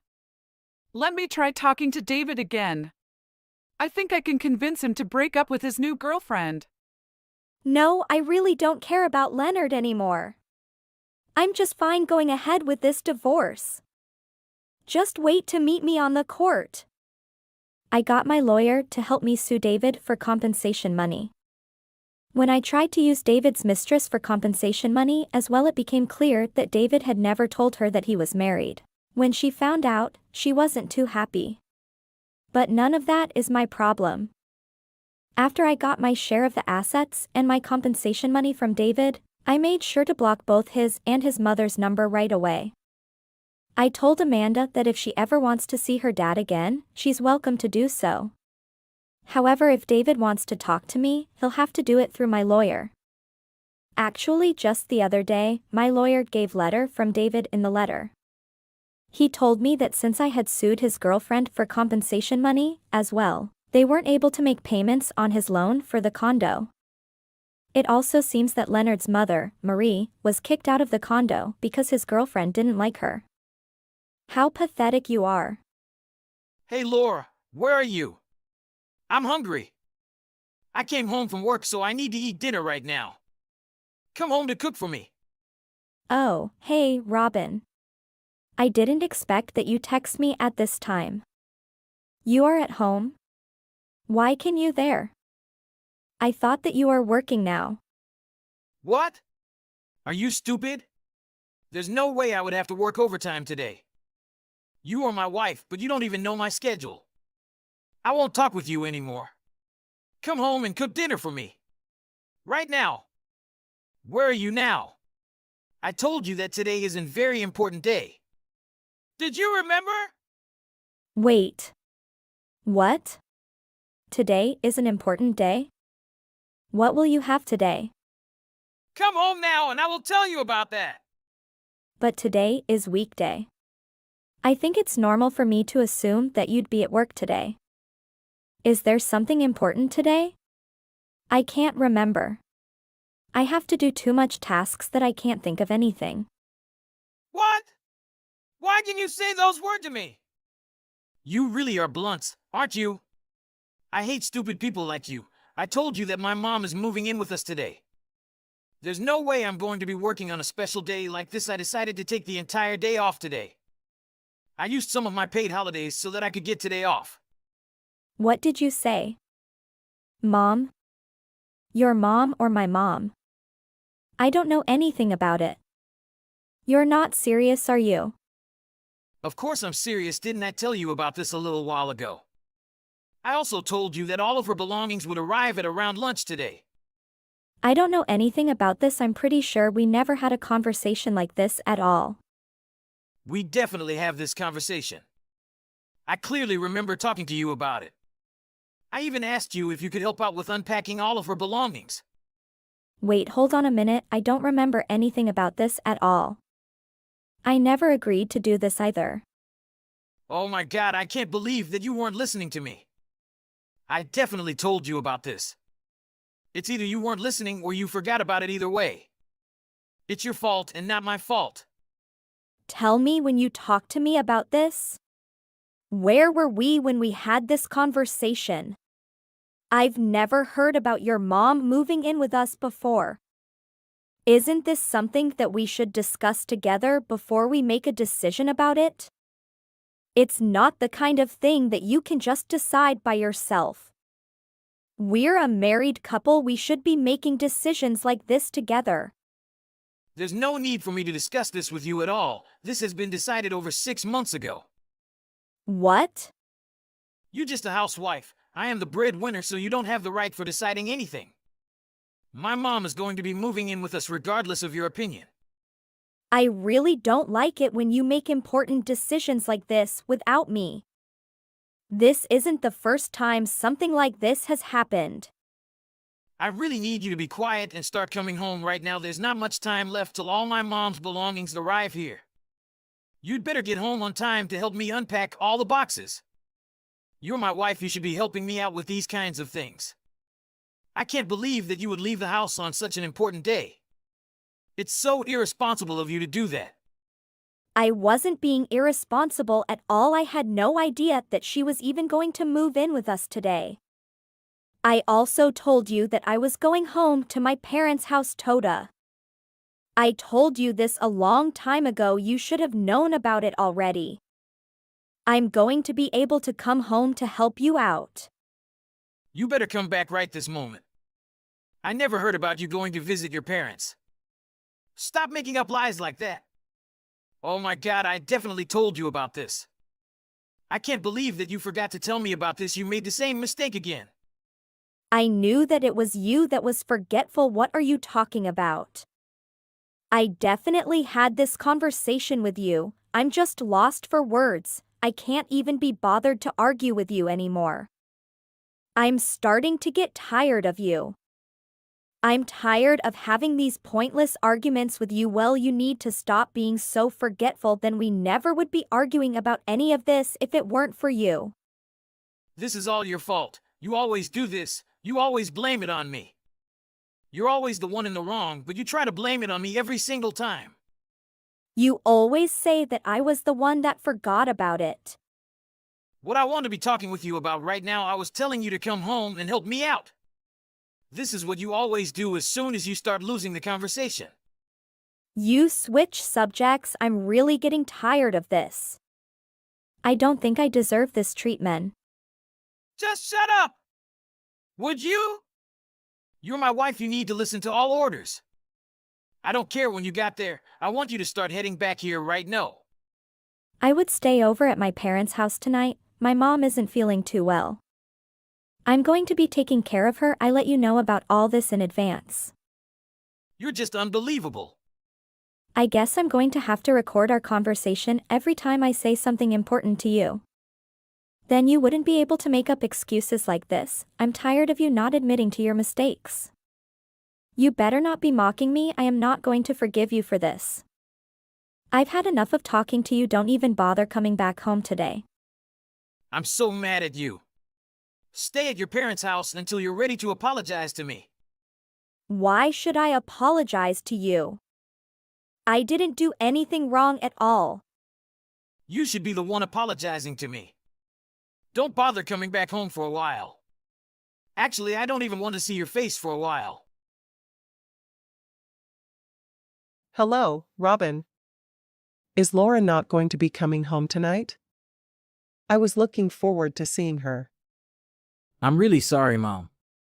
I forgot to tell you about it. Laura isn't going to be coming home today. I see, that's a little unfortunate. I had heard all the stories about her from you. I know, right? She's a terrible person to have as a wife. We just had one tiny argument and this is what happens. I really don't know what to do about her. What were you guys even arguing about? Tell her that I was going to be moving in. I'm guessing she decided to go to her parents' house because she didn't want me moving in. I know that you guys haven't been getting along that well. I still expect you to have a discussion with her about me moving in. She should get a say in this too. You're an adult, now you can't just decide everything by yourself. That's way too selfish of you. Actually, I didn't do anything wrong. She always gets angry and just storms off like this. So that means that Laura never agreed with you about me moving in. I never would have moved in if Laura wasn't in agreement. I thought that you and Laura had already discussed all this and agreed on me moving in. You told me that she had agreed to it. Was that all a lie? I only agreed to move in for 3 days. Why are we in a situation like this? I'm really sorry, Mom. I didn't think it would end up like this either. I still think that you need to listen to my side of the story too. I'm sorry, but I'm not going to be taking thighs in this. You need to go and talk to Laura about this face to face. If you did something wrong, you need to apologize to her. I want you guys to solve this disagreement. Without my help, I think it's impossible for me to solve this by myself. I want you to talk to her instead of me. I'm really mad at her as well. She doesn't even do most of the housework. I end up having to do most of the housework by myself. I struggled doing the housework at the beginning, but I'm a quick learner. I've become really good at doing all the housework. Recently, the house is organized and cleaned because of me. It has nothing to do with Laura at all. I'm still not sure if I really believe that one of the reasons. I decided to move in for a few days. You guys really don't seem to get along. So I thought it would be a good idea to come and take a look. You need to go and make things right with her. And ask her to come home. Okay, fine. I'll try to do that. I can't wait to eat the food that you make. I'll start to prepare some dinner, then please let Laura know that I'm going to be borrowing her kitchen. Why would I do that? There is no need to get permission from her for something like that. You can just use the kitchen.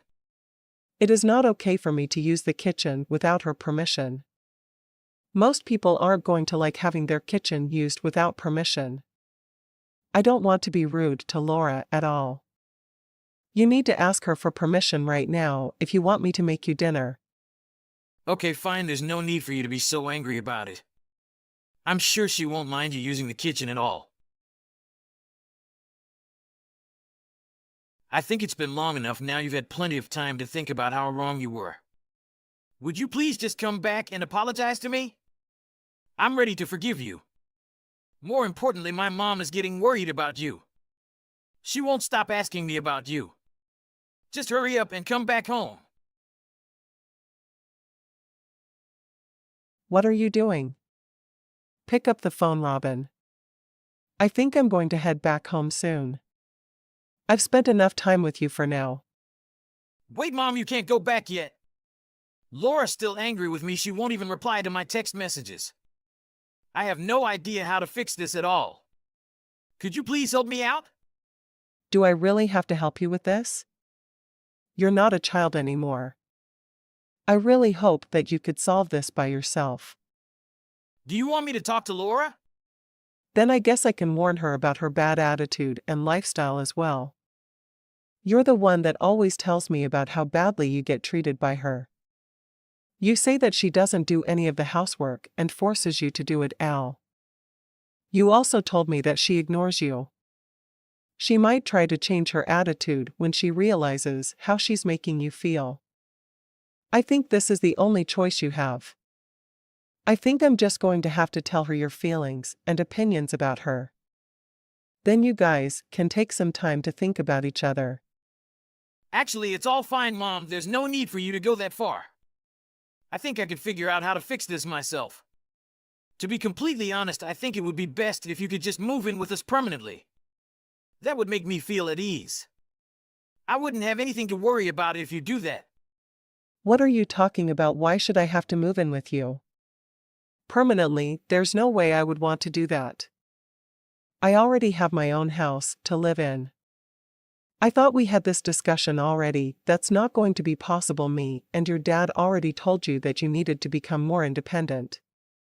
You can't keep on relying on us forever. You are not allowed to move back into our house. I was only making a suggestion. Why do you even want to live with us again? I thought that you had managed to become independent. That's what it sounded like by what you were telling me. I really want to be more independent too. It's just that I really have no idea what to do when Mina gets angry like this. I really had no choice but to ask you for help. I hope that you can understand why I decided to ask you for help. I really don't want you to go home yet. Could you please stay here for one more night at least? Okay, fine. I promise I'll try to fix everything as soon as possible. I'm starting to get really angry now. You're making my mom get really worried. When the hell do you plan on coming back home? I am not going to wait around much longer. You're meant to be my housewife. I am not going to forgive you for this. You do not have the right to ignore me like this. I'm going to force you to do all the housework as soon as you get back home. I couldn't just stay quiet while you kept on insulting me. I'm your precious wife. You need to respect me more. I'm not messing around at all. I am completely serious about everything that I said. You looking down on me ever since the day we got married. I've had to endure being treated like this for such a long time. I'm reliable and I am always correct. I was telling you to apologize this time because you made a mistake and you were being disrespectful. I'm actually with your mom right now. She's sitting next to me in the living room reading all the text messages you've been sending me. I can't believe that this is really happening. There's really no need for my mom to apologize to you. So you could live with your mom again. I needed you to seem like an evil wife so that I could gain some sympathy. I deserve better than you. Wait, you can't just leave me like that. I'm going to send you the divorce papers. Make sure you fill in your section. Why did you finally realize? I guess I'm not that important to you at all. You haven't even apologized to me a single time. Why? I want another chance with you. Did you really think I would forgive you? I'll be sure to use this experience so that I don't make the same mistakes in the future. I'm hiring a lawyer and taking it to court. This divorce is going to happen. Whether you like it or not, don't bother making things difficult for the both of us. I'll sign the divorce papers once I get them. Could we at least stay friends even after we get divorced? I'm getting a divorce from you because I don't want to see or talk to you anymore. I'm going to block your contact details. Robin finally started to realize that what he had done was not normal at all. Don't feel sorry for him at all, though he is an absolute idiot and deserves all this happening to him. If you don't want to, you don't have to. You're not required to introduce yourself to him if you don't want to. It is up to us to make the decision, not him. Sorry, but this is something I'll have to do. If we're going to marry, I should meet your parents first. I know your father is a strict man, but this is something I must do if I am to marry you. He's more than that. He's a difficult person to converse with. I believe I will be okay. He hasn't learned anything about me yet, correct? I've only informed him I'm dating. I've never told him in depth about your personality. He's been very irritating recently. He continues questioning me about you. I informed him that you have to drop out of high school in order to begin working. He became enraged the moment I stated it.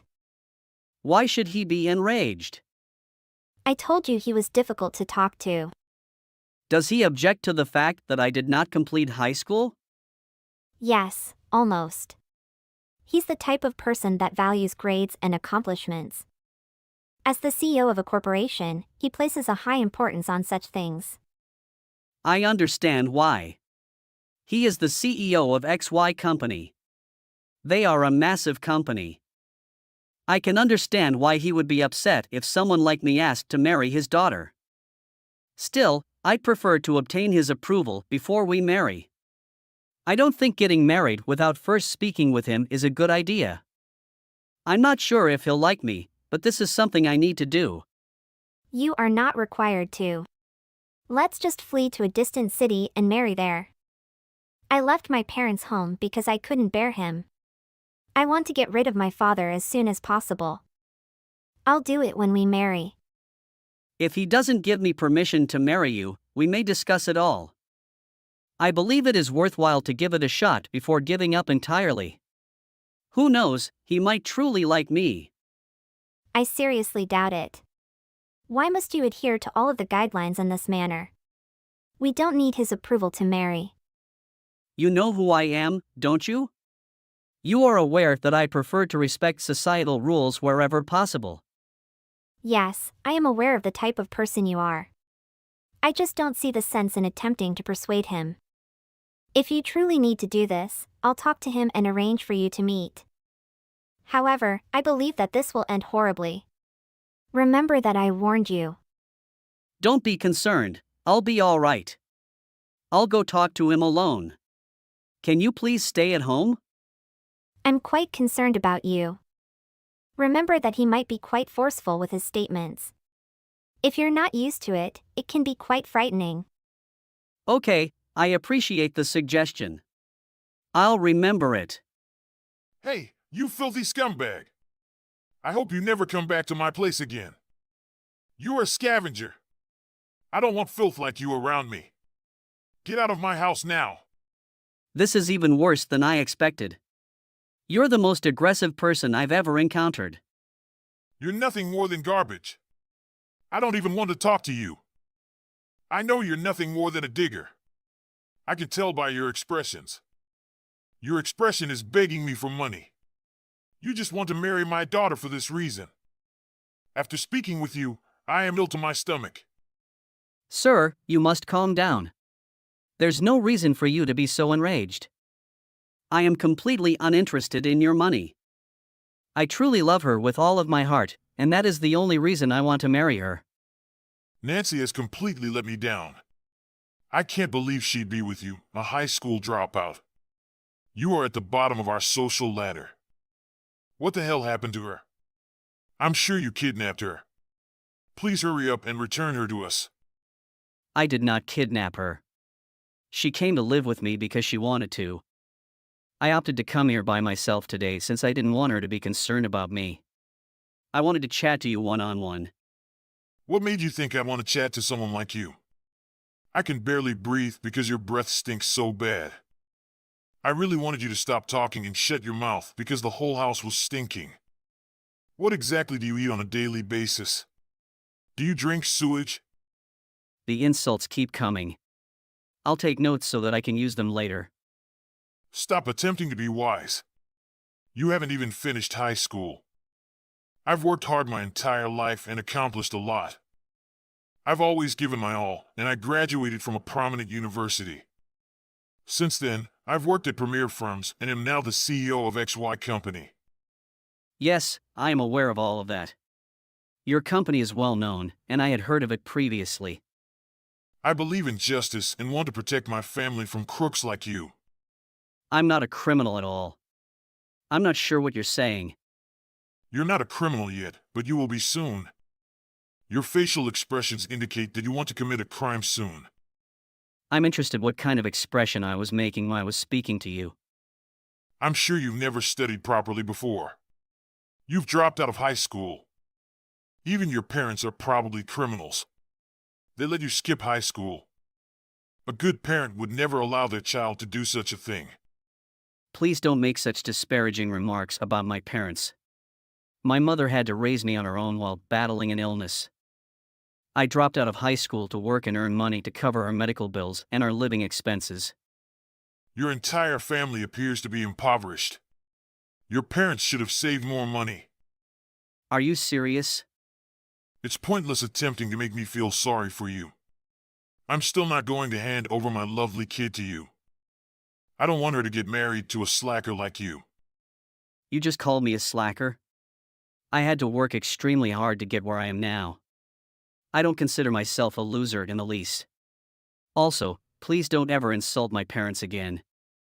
I am really grateful to my mother, and if given the option, I would never want anybody else to raise me. That's not a good enough excuse for me to let you marry my daughter.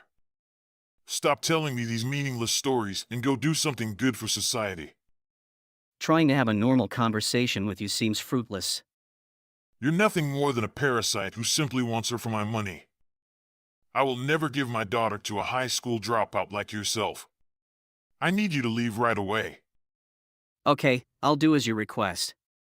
Goodbye. That's correct, you jerk. What is the matter with your father? He's totally mad. That is why I have repeatedly advised you not to bother visiting him. I tried everything I could to stop you, but you wouldn't listen to me. I had no idea he was such a bad person.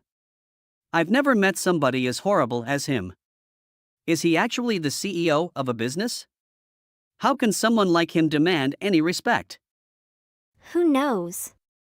I suppose that after earning so much influence at his job, he's grown even more arrogant and condescending. What happened in the end? We couldn't even hold a normal conversation. I chose to leave since he continued to insult me. Let's simply run away. We should have just done it in the first place, as you suggested. We should have done that from the beginning. It's all right to break the rules every now and again. We're not breaking any laws. But it's a shame. I was hoping that by some miracle, you two would get along. He'll be shocked to learn who you truly are. When I went to see him, I expected him to recognize me. Maybe it's because he's getting old. Did you also wear a mask? That's why he most likely didn't recognize you. That doesn't matter any longer. I'm severing all relations with him. We will never have to see or speak with him again. I believe it is for the best. I'm genuinely impressed that you've grown into such a nice person despite having him as your father. That's most likely due to my mother. She was an amazing lady. It's very bad she died so young. I am quite grateful to your mum. I'm the same way. I really miss her. Hello. It's me. Nancy's dad. What is the problem? Do you want to ask me something? Just this morning, I received a letter from her. It has been reported that she has severed all relations with me and that your name is Elias. I see. I had no idea she had sent you a letter. She is incredibly thoughtful. I'm sorry to say this, but regardless of what you say to me, I'm going to marry her. That isn't important right now. Are you saying you're Elias? I am. I'm the one in your XY company television commercials. I work as an actor. That's something I had no idea about. That's amazing. Why didn't you tell me about this at our last meeting? Before we could have a regular chat, I was instructed to leave. You simply spit insult after insult. You probably didn't hear a word I said anyhow. I apologize for how I treated you. I was having a bad day. Okay. Why did you decide to get in touch with me? I'm not sure I want to talk to you. If you don't have anything to say, I'll put down my phone. Please accept my apologies. I had no idea who you were. I regret my attitude that day. Maybe I was too hard on you. Even if you apologize to me, I will not forgive you. You're too aggressive and never gave me a chance. That is something I will never forget. Even my fiercest adversary would never utter the things you said to me. I really apologize for what I said to you. I understand why you wouldn't want to forgive me. I would never have treated you that way if I had known who you were. Now I might be successful. It doesn't change the reality that I was born into a poor household and failed to graduate from high school. Everything you said to me hit me just where it ate, bringing up unpleasant memories. It's not something I can easily forget. Oh, I didn't mean any of that. Also, you would never have apologized if I wasn't Elias, would you? You're only regretful now that you know who I am. There is no way I can forgive someone like you. Your apologies seem hollow to me. Do you truly understand what went wrong? Of course, I understand what I did incorrectly. Because I didn't know who you were, I got a little carried away. You have no idea. You should never be that aggressive with anyone. It makes no difference if you are conversing with a great actor or a high school dropout. You need to show greater respect to everyone. That could be correct. I understand why you are apologizing to me. If this becomes public, it will be disastrous for both you and the company.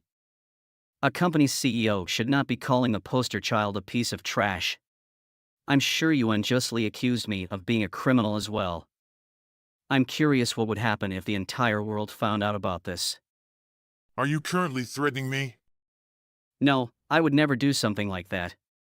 I have no plans to tell the world what you said to me. It's simply that Nancy seemed determined to tell everyone everything. I tried to stop her, but I'm not sure if it was successful. If I were you, I'd try to talk to her about it. What exactly are you saying? Is she attempting to ruin my life? She appears to have a strong dislike for you.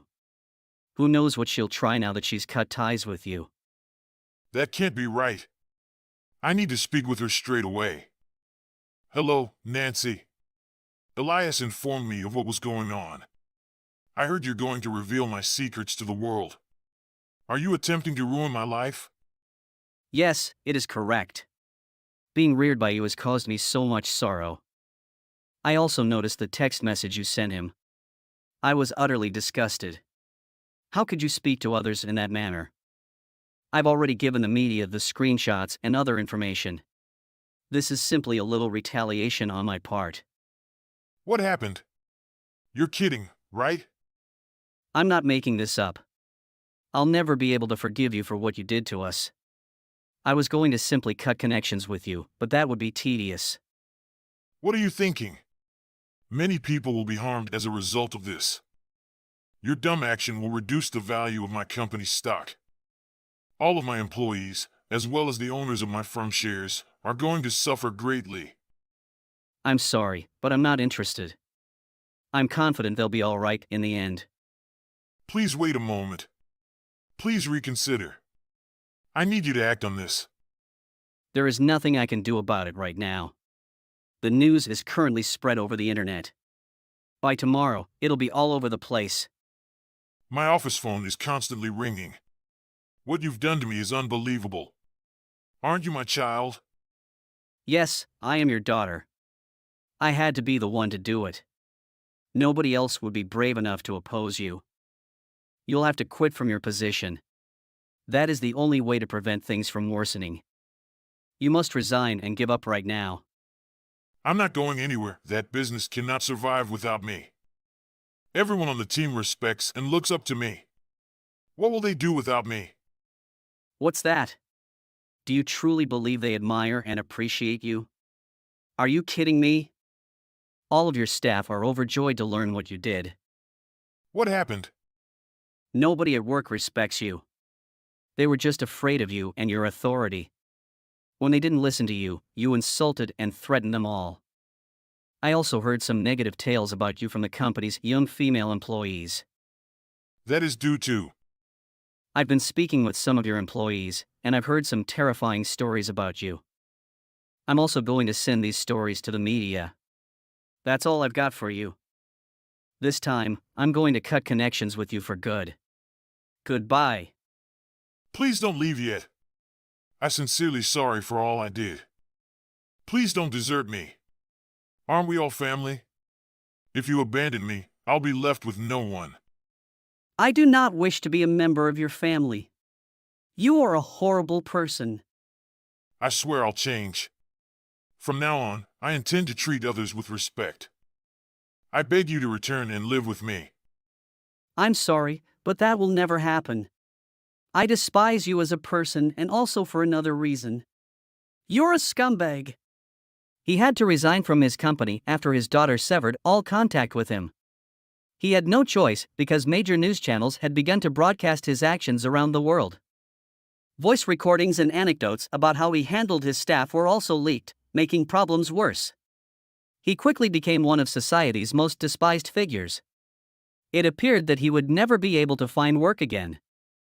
He was also sued by a number of former employees for a variety of reasons, including harassment and sexual abuse. He ended up having to pay millions of dollars in damages for his actions. He is currently living completely alone in his enormous house.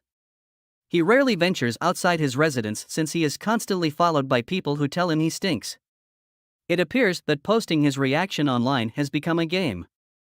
I'm delighted we decided to marry even without his consent. Donatella, have you yet sent the money? Why? Hello to you as well, Kara. What are we talking about when we talk about money? I'm not sure what you mean by amount. Donatella, don't make me beg for it again. You're well aware of what I'm referring to. I promised you'd get $20,000 for marrying my son. Sorry, Kara, but I honestly believed it was a joke. Please don't tell me you meant for me to pay you money so that I might marry your son. A prank? Donatella, I don't make jokes. I forewarned you. You're in big danger if you don't have any money. But do you really expect me to pay you to marry your son? Do you enjoy repeating yourself like a foolish old parrot? What portion of that did you not understand? But you understand what you're asking for is utterly unrealistic, right? Who begs their son's fiancé for money like that? Kara, I'm very convinced you're performing some kind of scam. Are you saying that you can't? Or that you're not going to pay the money to me, Donatella? But it isn't the point. Kara, you've crossed the line. Please refrain from requesting money from me. This is how we do things in this family, whether you like it or not. You want our stuff, therefore you pay for it. Isn't that how life works? You better pay up or my kid will be nothing more than a buddy to you. You will be lucky if he's even that. This is insane. It's a straightforward trade-off. Consider it a commercial transaction. Or are you simply too poor? Is that why you're unable to pay, Donatella? No, I'm not short on cash, thank you very much. Is this a commercial transaction?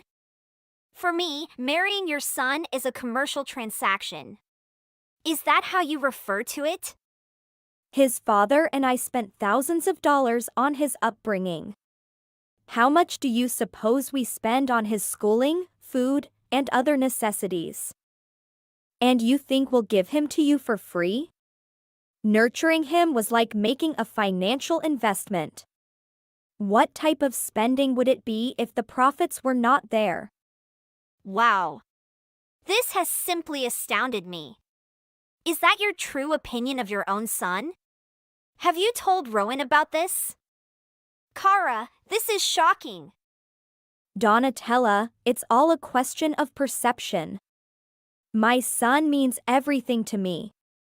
To me, he is pure gold. He is the most sought-after stock on the market. Consider it an asset. I cannot simply give away my most valuable thing for free, can I? In addition, if you marry him, I'll be your mother-in-law. Is it an excellent move to start out on a poor note with me now? So why not simply agree to me and give the money and everything will be okay, don't you think? Take this as a directive from me to you.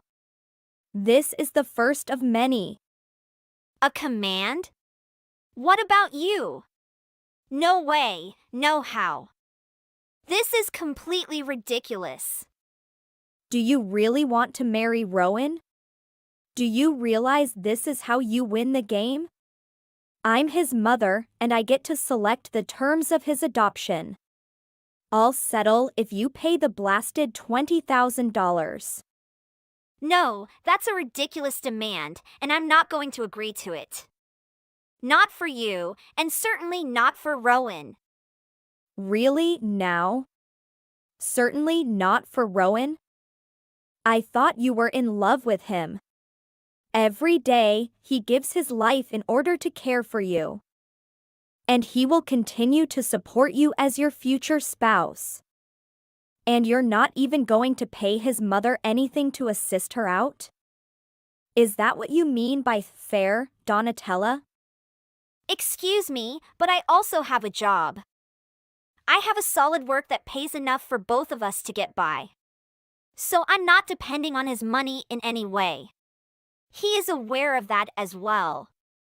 So, you should remain working so that you can support both your spouse and your mother-in-law. No, you're now spouting gibberish. This does not make sense. Is Rowan even aware of this? Is he aware that you're asking for $20,000? What does he have to say about it all? As I previously stated, he claims to work tirelessly for you day and night. Donatella, it's all for you. So, don't you believe he deserves better treatment for his mother than this? Please excuse me. Did he actually say that? That's exactly what he told me. Then I believe there has been a major oversight here. Because the previous time I spoke with him, it was myself who was paying the rent and the house's energy expenses. Even his phone expenses are paid for by me. Oh no. No. You don't understand, do you?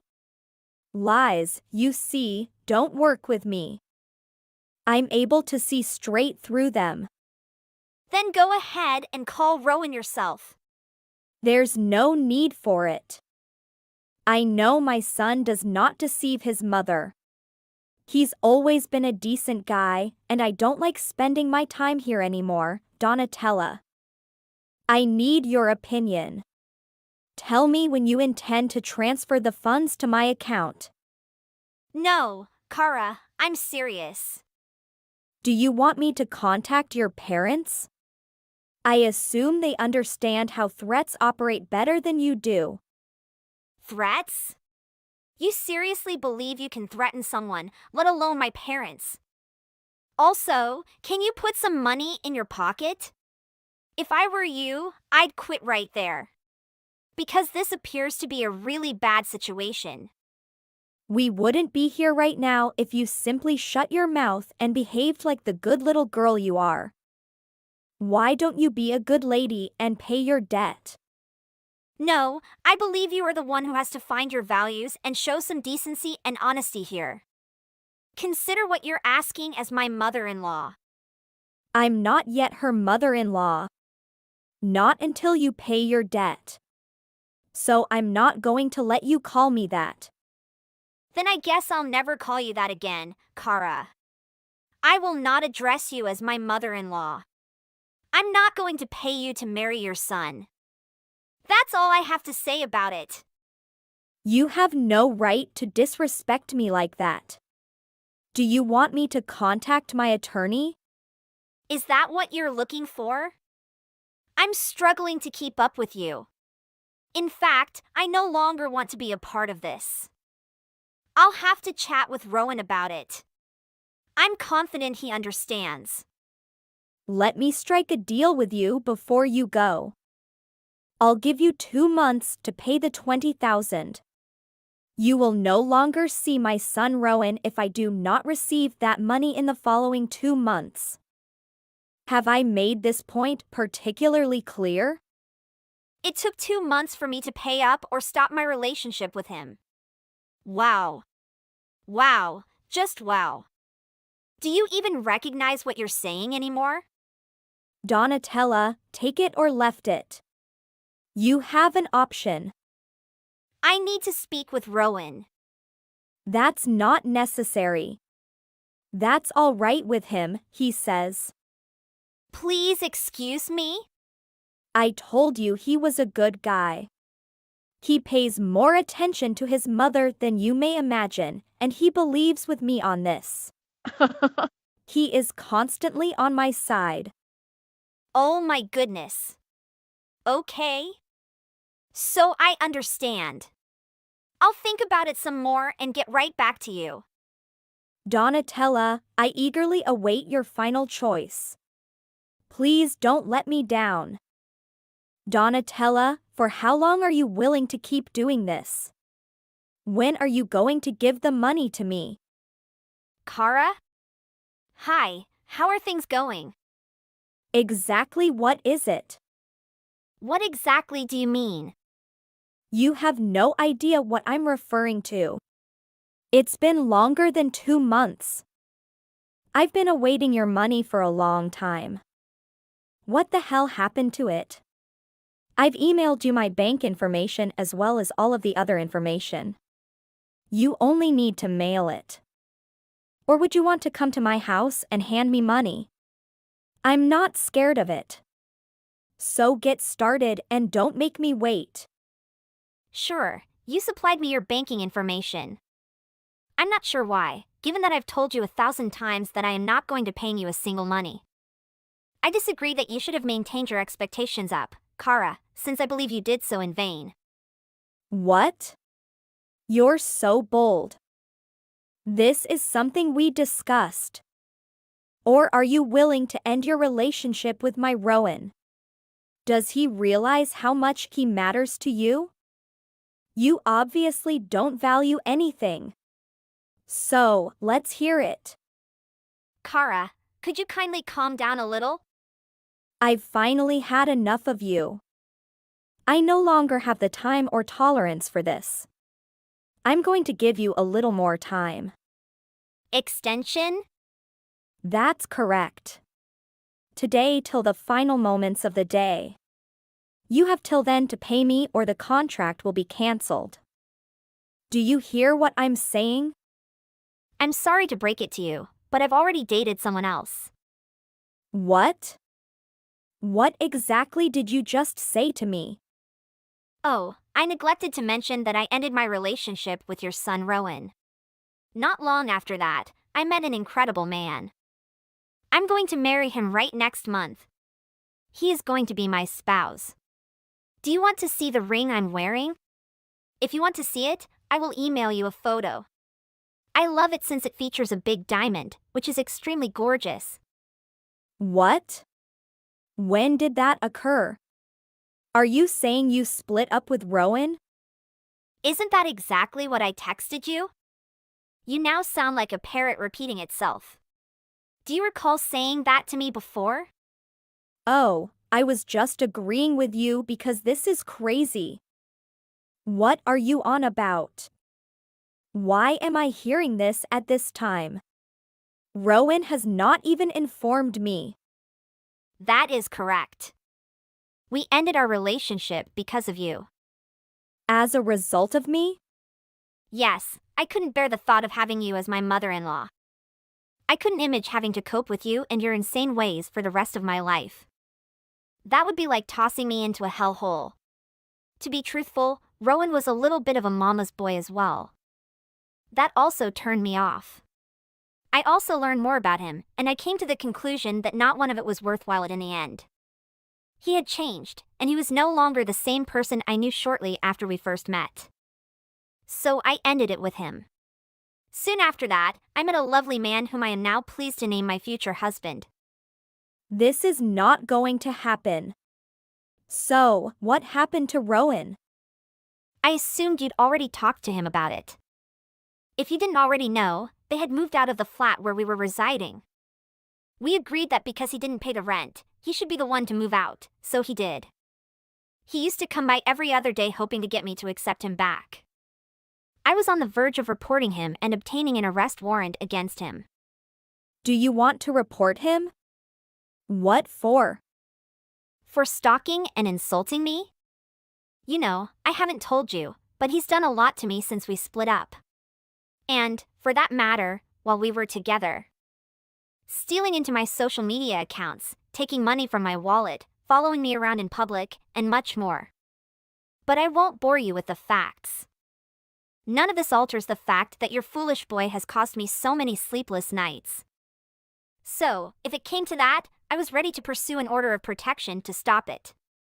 But when I told him about it, he backed down. What the hell happened? You're telling the truth. Why would I cheat on everything? Isn't there anything in it for me? Nevertheless, I'm sure he'll ultimately contact you and beg you to get back in with him. He's reportedly sleeping at a nearby hotel for the time being. I believe he still believes we can reconcile. But, as I've told you and him, I'm now married to someone else. So I'm sure he'll abandon that plan shortly. So he hasn't been paying the rent the whole time? LOL. Is it your primary concern? So, you must adore the money you have, don't you? Yes, I've been spending rent all along. In fact, I've always had to pay for it. He just made a payment for the start of the month. What? That was new to me. He enjoys living his life as if it were a game of chance. Exactly like you. What exactly do you mean? Isn't it true that you were bugging me to pay you the money since you had certain bills to pay off from your gambling addiction? What? How did you find out about that? Who informed you about this? So forget about it. I was aware of your addiction for some time. I really wasn't expecting you to go around phoning my parents and threatening and blackmailing them. By the way, my folks thoroughly appreciated it. What did you enjoy? You are blackmailing me. Of course, I was being sarcastic. It was a major awakening for me as a result of it. What do you imply by a wake-up call? I paid for anything Rowan desired and needed when Rowan and I were together. I took care of him. Did you make provisions for him? He assured me that he had supplied it for you. You've lied yet again. No, I'm afraid I can't. He had been working full-time at his sales job when we first met. Everything was wonderful back then. But then, out of nowhere, he approached me and said that he wished to pursue his goal. His goal? Yes, I'm thinking about becoming an artist. Is this some kind of joke? Nope, everything is true. So he quit his sales job and began learning to sketch. What about drawing on the school? Yes, he had been studying for a while, and he was a natural painter. Rowan is not an artist, he is only an office manager. This is insane. I don't comprehend. I, for one, didn't grasp it. I still don't know.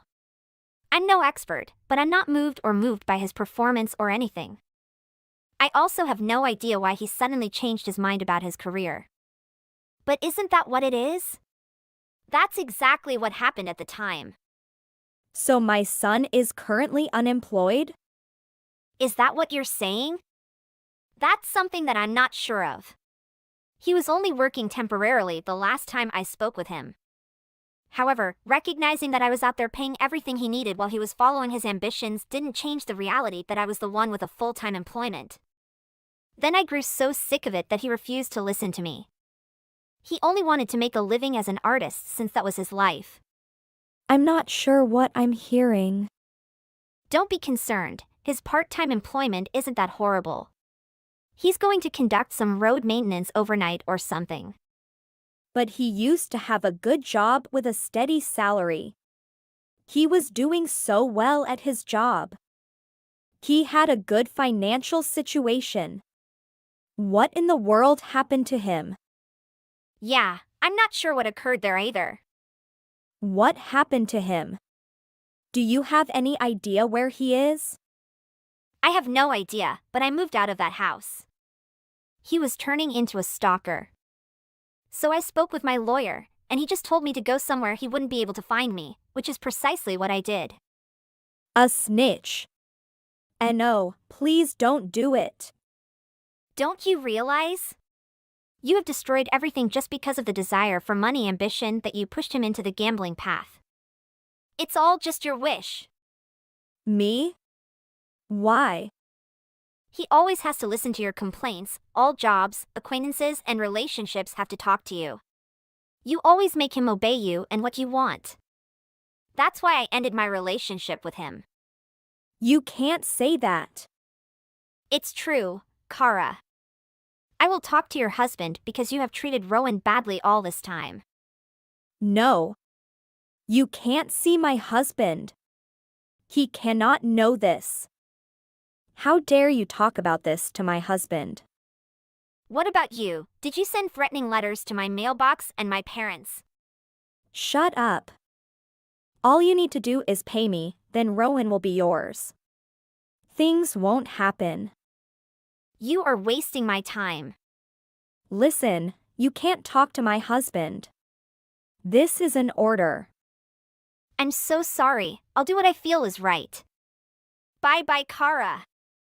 Then, Donatella contacted a lawyer to sue the evil ex-mother-in-law for blackmailing her family. Although she repeatedly contacted to talk to save the relationship and act before. But she completely failed because Donatella refused to meet. Of course, a month later she went to court for her own actions with a sentence of 4 years in prison for intimidation and blackmail. And the ex-boyfriend, after pursuing his passion as an artist, he is ready for a new journey, instead of obeying her mother's will as before. For months later, Donatella married her new husband and moved to another place. Hey, Charlie. We need to talk. Do you still live with Mom and Dad? Oh, Put. Why are you asking me that? Yeah, I do still live with them. What? You really do still live with them? Unbelievable. How much longer are you planning to live there? You're pretty much 30 years old already. We're not children anymore. I can't believe you're still so dependent on Mom and Dad. Are you not embarrassed at all? Dependent on Mom and Dad? I'm not sure I understand what you're talking about. What makes you think that? I think I am very independent already. Why don't you understand what I'm telling you? I also want you to answer my question. I'm asking you how much longer you're planning on living with our parents. You really need to move out and stop causing them trouble. You're unemployed and you barely even leave the house you grow up. Wait, Put. I think that there have been lots of misunderstandings. I'm not unemployed at all. I work remotely from home. I don't leave the house that often, but that's because I'm working most of the time. What do you think you're saying? I know that's a lie for sure. I'm not going to believe you. You're not the kind of person that's able to work from home. What does that even mean? I really don't understand why you're even texting me right now. Hurry up and just get to the point. Why are you even complaining about me still living with Mom and Dad? I thought that you were planning to move back in with us. Yeah. I'm going to be moving back in from next month. I really don't like the fact that I've got to start living with you again. Then you're going to be in the same situation as me. I don't get why you're mocking me for living with Mom and Dad. There's also a good reason why I'm still here. Stop putting me in the same category as you. Our situations are completely different. My new workplace is kind of close to our parents' house. And that's why I'm planning to move in temporarily. I don't plan on living there forever like you. Can't believe that I'm going to have to live with an old man like you. You're calling me an old man? We're only 2 years apart. That doesn't really matter right now. I just don't like the fact that you're 30 years old and still unemployed. Are you not embarrassed that you're still so dependent on Mom and Dad? I don't know why you think I'm unemployed. I work a full-time job and earn a decent salary. Why can't you just accept the fact that I work remotely from home? It's a normal thing to do these days. I am not dependent on our parents at all. I hope that you can be more understanding of my situation. We're going to be living together again after all. I was hoping that we could get along. Why should I try to get along with you? You're pretty much a parasite to this family. All you are is a nuisance. There's literally no reason for me to get along with you. You don't need to worry about any of that. I am not a nuisance at all. If you have no intention of getting along with me, then please just leave me alone. At least we have our own rooms. We can mind our own business. Actually, you're a nuisance just by living in the same house. Your being in the house has a negative effect on everyone else. I'm going to be going out the house every day to work while you're being lazy at home. That's not fair at all. I'm sorry, but I'm starting to lose my patience now. I told you that I'm working from home.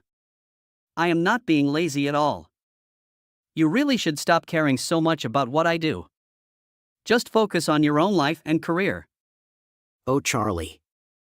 I don't need someone like you to be giving me advice. Charlie. Are you at home right now? Yeah, I'm. What's wrong? Do you need me for something? You want to go on a road trip today? What's the matter with you all of a sudden? I thought you hated me. You kept on ignoring all my messages till today. There's no reason really. I just felt like asking you. We're siblings after all. I thought that we should spend some time together once in a while. I'm really surprised to be receiving a message like this from you. It's really rare for you to ask me to come out with you. So let's go on a short road trip. Yeah, that sounds nice. I kind of felt like driving actually. I'll be done with working around an hour. I'll be free after that. Did you really just say work? There's no need for you to pretend like that. I know that you're still unemployed. So you still think that? I'm really not the pathetic kind of person that you think. I land a job with decent salary. I'm also financially supporting our parents now. I think they're very happy that I still live with them. What are you talking about? That's all lies. If you were really working a decent job, you wouldn't still be living with. You don't even leave the house at all. There's actually a reason why I'm living like how I am. I can't really tell you the reason, but I hope that you can understand and respect my situation. Whatever, Charlie. Stop with the fake stories now. I'll come and pick you up in an hour. Make sure that you're ready by that time. Fine, I guess I'll start getting ready. Where are you even planning on going? Do you remember that mountain we used to go hiking? Of course, how can I forget? I thought that mountain trail got closed off though.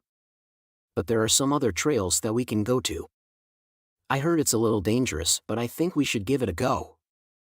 Isn't that place a little far away though?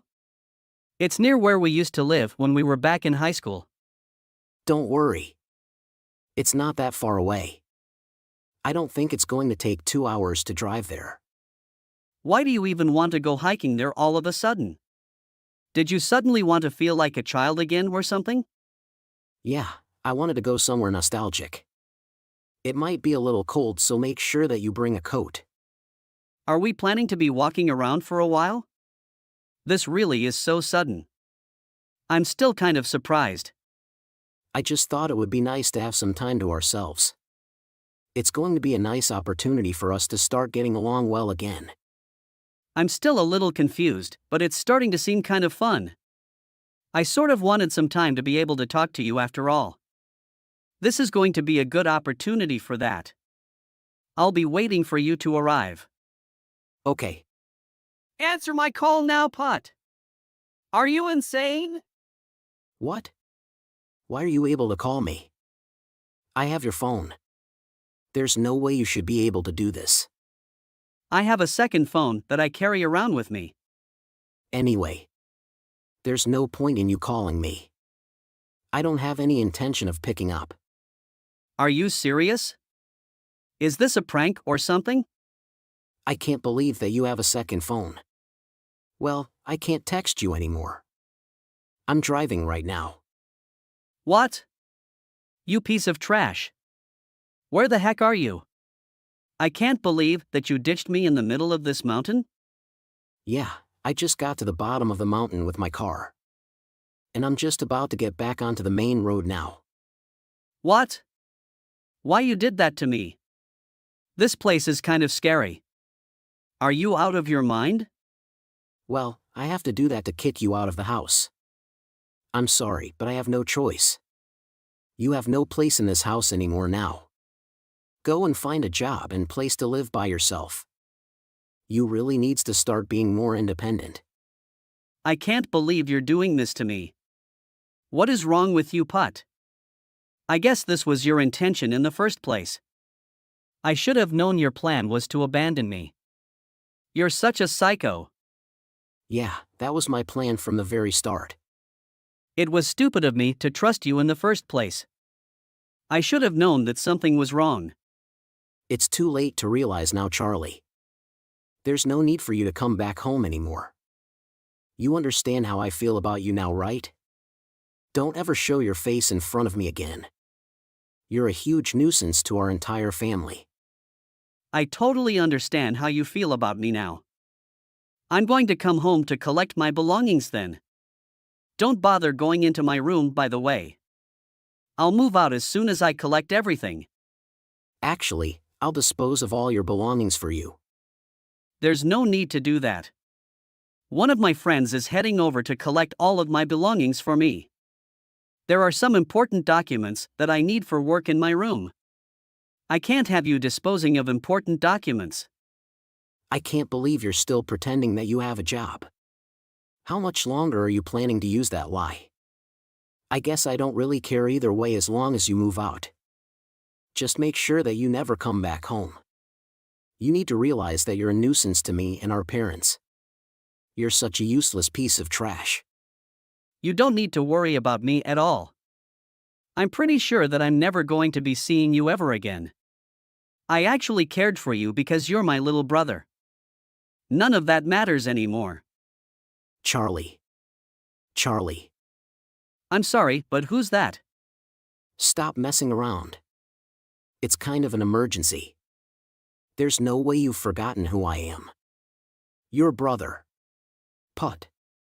What do you want from me? I thought that we weren't going to see or talk to each other ever again. That doesn't matter anymore. I wasn't serious about that at all. I'm in some serious trouble right now. I need your help. So you're asking for help after you abandoned me in the middle of a mountain? What do you want from me? Who cares about that? You were fine, right? You managed to get out of the mountain alive. That doesn't make it fine at all. It was dark and I had no signal on my phone. It could have ended really badly. So what? Do you want me to apologize or something? I'm sorry for what I did to you. I don't need your apology. Well, okay. I don't have all day, you know. I'm in a lot of trouble thanks to you. It's your fault and you need to take responsibility. What are you talking about? I never did anything to get you into trouble. Is it really true that you were the one making the loan payments for this house? You're asking me that now? I had no idea about it. I thought that you were unemployed all this time. How did you earn the money to pay the loan for the bank? It's not cheap at all. You're asking me that now? Don't you have any memory?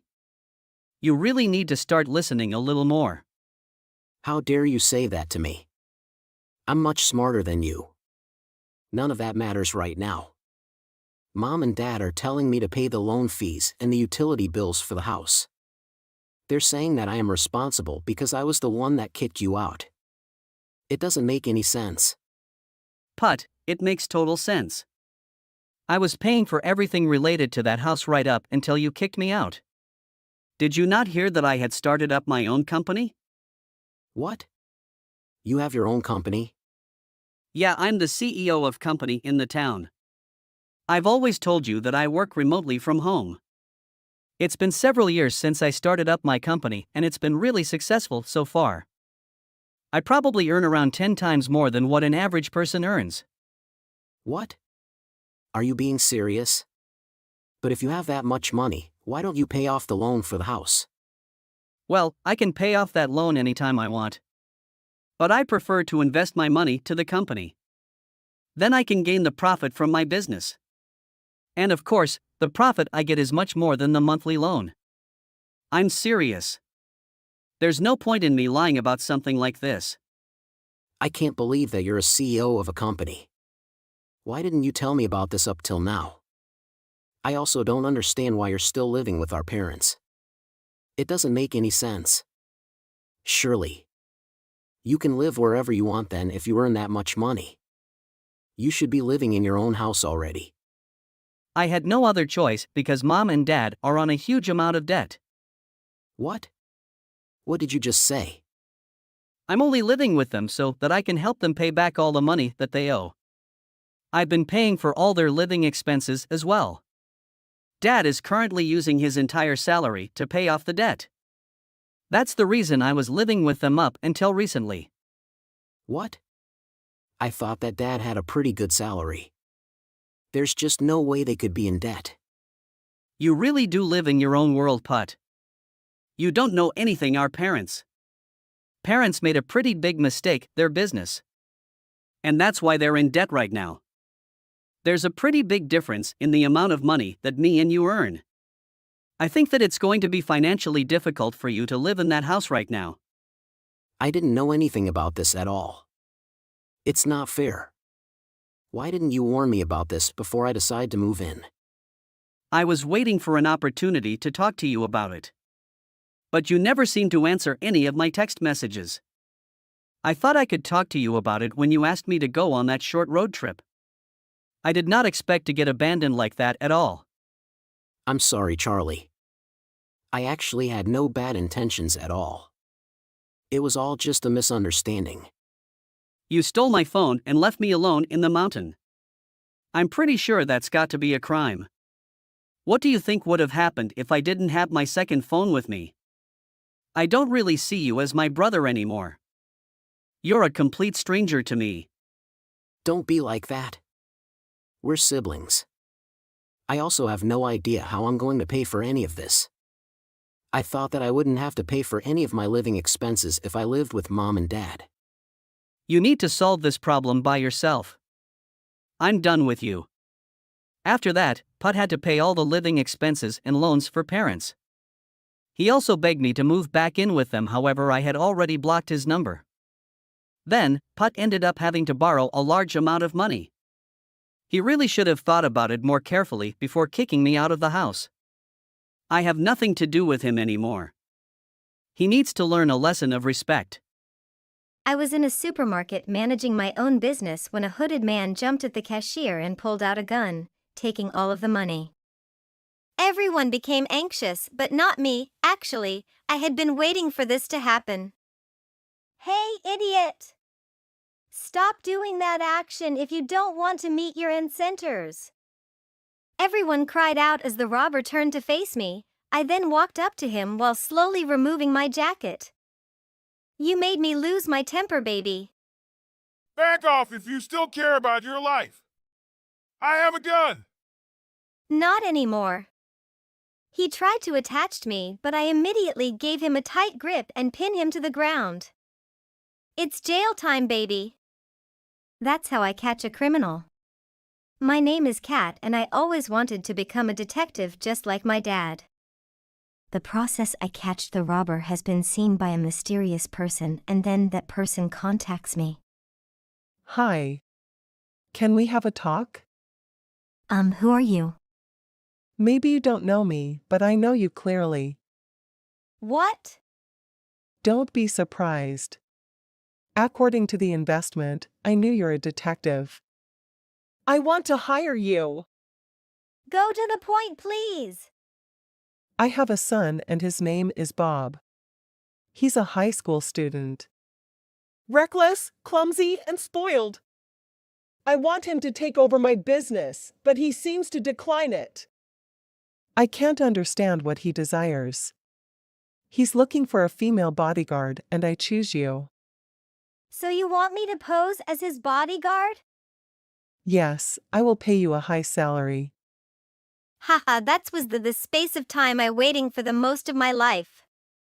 I can continue my dad's work that he couldn't complete B while spying Emily's famils. How many can you pay me? $1 million. Mission accepted, officer. I was so excited about this mission, but little did I know that I was about to get involved in the biggest mess ever. I love my son more than anything, so do your best to protect him. I'll make sure you won't regret hiring me, sir. I will give you a very thick portfolio of Chase. The first thing I was noticed was his attractive and handsome face. Tomorrow I will start my work. I hope you can do a good job. The next day I came to his house, and this is the first time I met him. I came to his room and opened the door while he was sleeping. He lied in his bed, finally he opened his eyes, and I almost dropped my jaw when we both stared at each other. I realized that he was the most handsome man that I had ever seen. And I was exaggerating. So you must be my bodyguard? Why you came to my room without knocking the door? Sorry, I think that you have waken up. Wow, my mom definitely know my type. You are so beautiful. Do you want to become my girlfriend? What? Do you want to die? Oh my god, I like that kind of angry women. I was hired to protect you, not become your girlfriend. Please keep the distance between us. Bob was about to touch me, but I gave him a powerful hit and then he flipped on the floor. You have to protect me, not kill me. Of course, but the condition is you keep the distance between us. I just come to introduce myself. Do have a good night, sir. After everyone became asleep, I tiptoed around the mansion and installed some spy cameras to watch. I send the ID of the camera to Pebble in my company for hacking it to watch every moves of Emily. I had to catch her soon to complete my dad's mission and get this nonsense job over and done with. The next day, together with Bob, I came to his school. Some of his friends immediately flocked around me like I was a celebrity. That's my person. Get away from her if you want to continue learning in this school. I will give you money. Please get away from my eyesight. $1,000 for each of you to back off and stop looking at my bodyguard, loser. Excuse me, sir, but I am not your person. Please don't call me that. Those losers just distract you. Please focus on me. I'm not usually distracted by stupid things. Suddenly, he slipped on a piece of rubbish, and before he could hit his head on the floor, I caught him in my arms. That moment was very romantic. Our faces were so close, I was dive into his blue eyes for a few seconds. Just then, a pretty girl came running and screaming. Teddy bear, what is the meaning of this? Are you cheating on me? This girl is my bodyguard. She was just protect me. What a relief! Teddy bear, I want to come to dinner tonight with you. I'm your one and only forever, right, Teddy bear? Moa! She jumped into him and kissing him like a vacuum cleaner and then climbing on him all day. When we came home, Bob dragged me into his room. Honestly, I don't like Lily. We just dated because our father have a contract in business and I can't destroy it. Why have you told that with me? I just want to be honest with you. I don't want you thinking of me as a bad man. Don't be jealous, Kat. I already broke up with her many times, but my dad didn't permit me to do anything he don't want. What a pity! From the day I was born until now, I have never lived for my desires. My parents arranged all my life. If you can, I want you to keep her away from me. Do anything that you can. I will pay more for you. A week later. What do you do to get Lily avoiding me like that? Haha, just a little trick I used. Wow, can you tell me? But I won't permit you to smile. Okay, I promise. I told her that I'm lesbian, and when she come to you, I pouted my lips for a kiss, so she ran away. Can you do that for me? What? I know what you're thinking. Today I want to have a day off and go shopping. Do you want to come with me? Don't request for that. It's my duty. I just want to consider you as a real friend, not for paying, and I have the right to force you to do anything for me. If you don't like anything, just talk to me. I won't do that.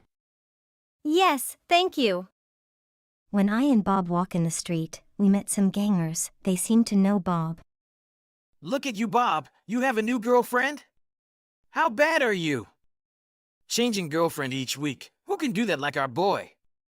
It's a beautiful day and a great occasion to break someone's skulls. Do you think that, Bob? What do you want? Your girl, she's the most beautiful woman that I have ever seen. She can become my next friends. Or my next mistake, haha. Stop talking nonsense, Rob. He was about to touch me, but Bob jumped in and shoved him to the ground. You were too dirty to touch her, Rob. You stupid dirty bag, Bob. How dare you? Next, he was about to punch Bob, but it's my turn to protect him. I'll run home with my mom if I was you. Or not, you will came to see the Grim Reaper. I twisted his arm and he went screaming in pain. Catch her, my brother! Then a lot of boys who come with Rub ran to my side, and I don't mind to use my karate skills and knock down all of them. Then we get in the car. Kat, you are the prettiest and coolest girl that I've ever met. Do you know that? Please don't do dangerous action to protect me. I'll protect you from now on. Then he tend to hug me.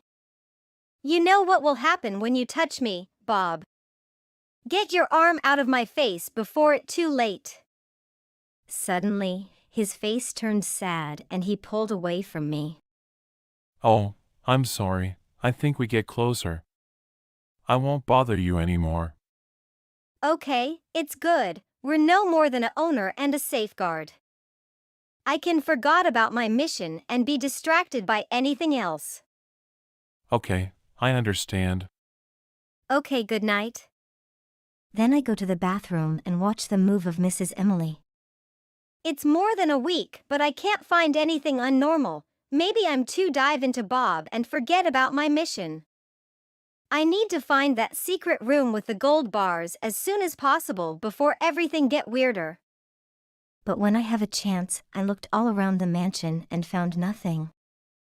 A week later, Mrs. Emily has a business trip. It's my time to work on her room.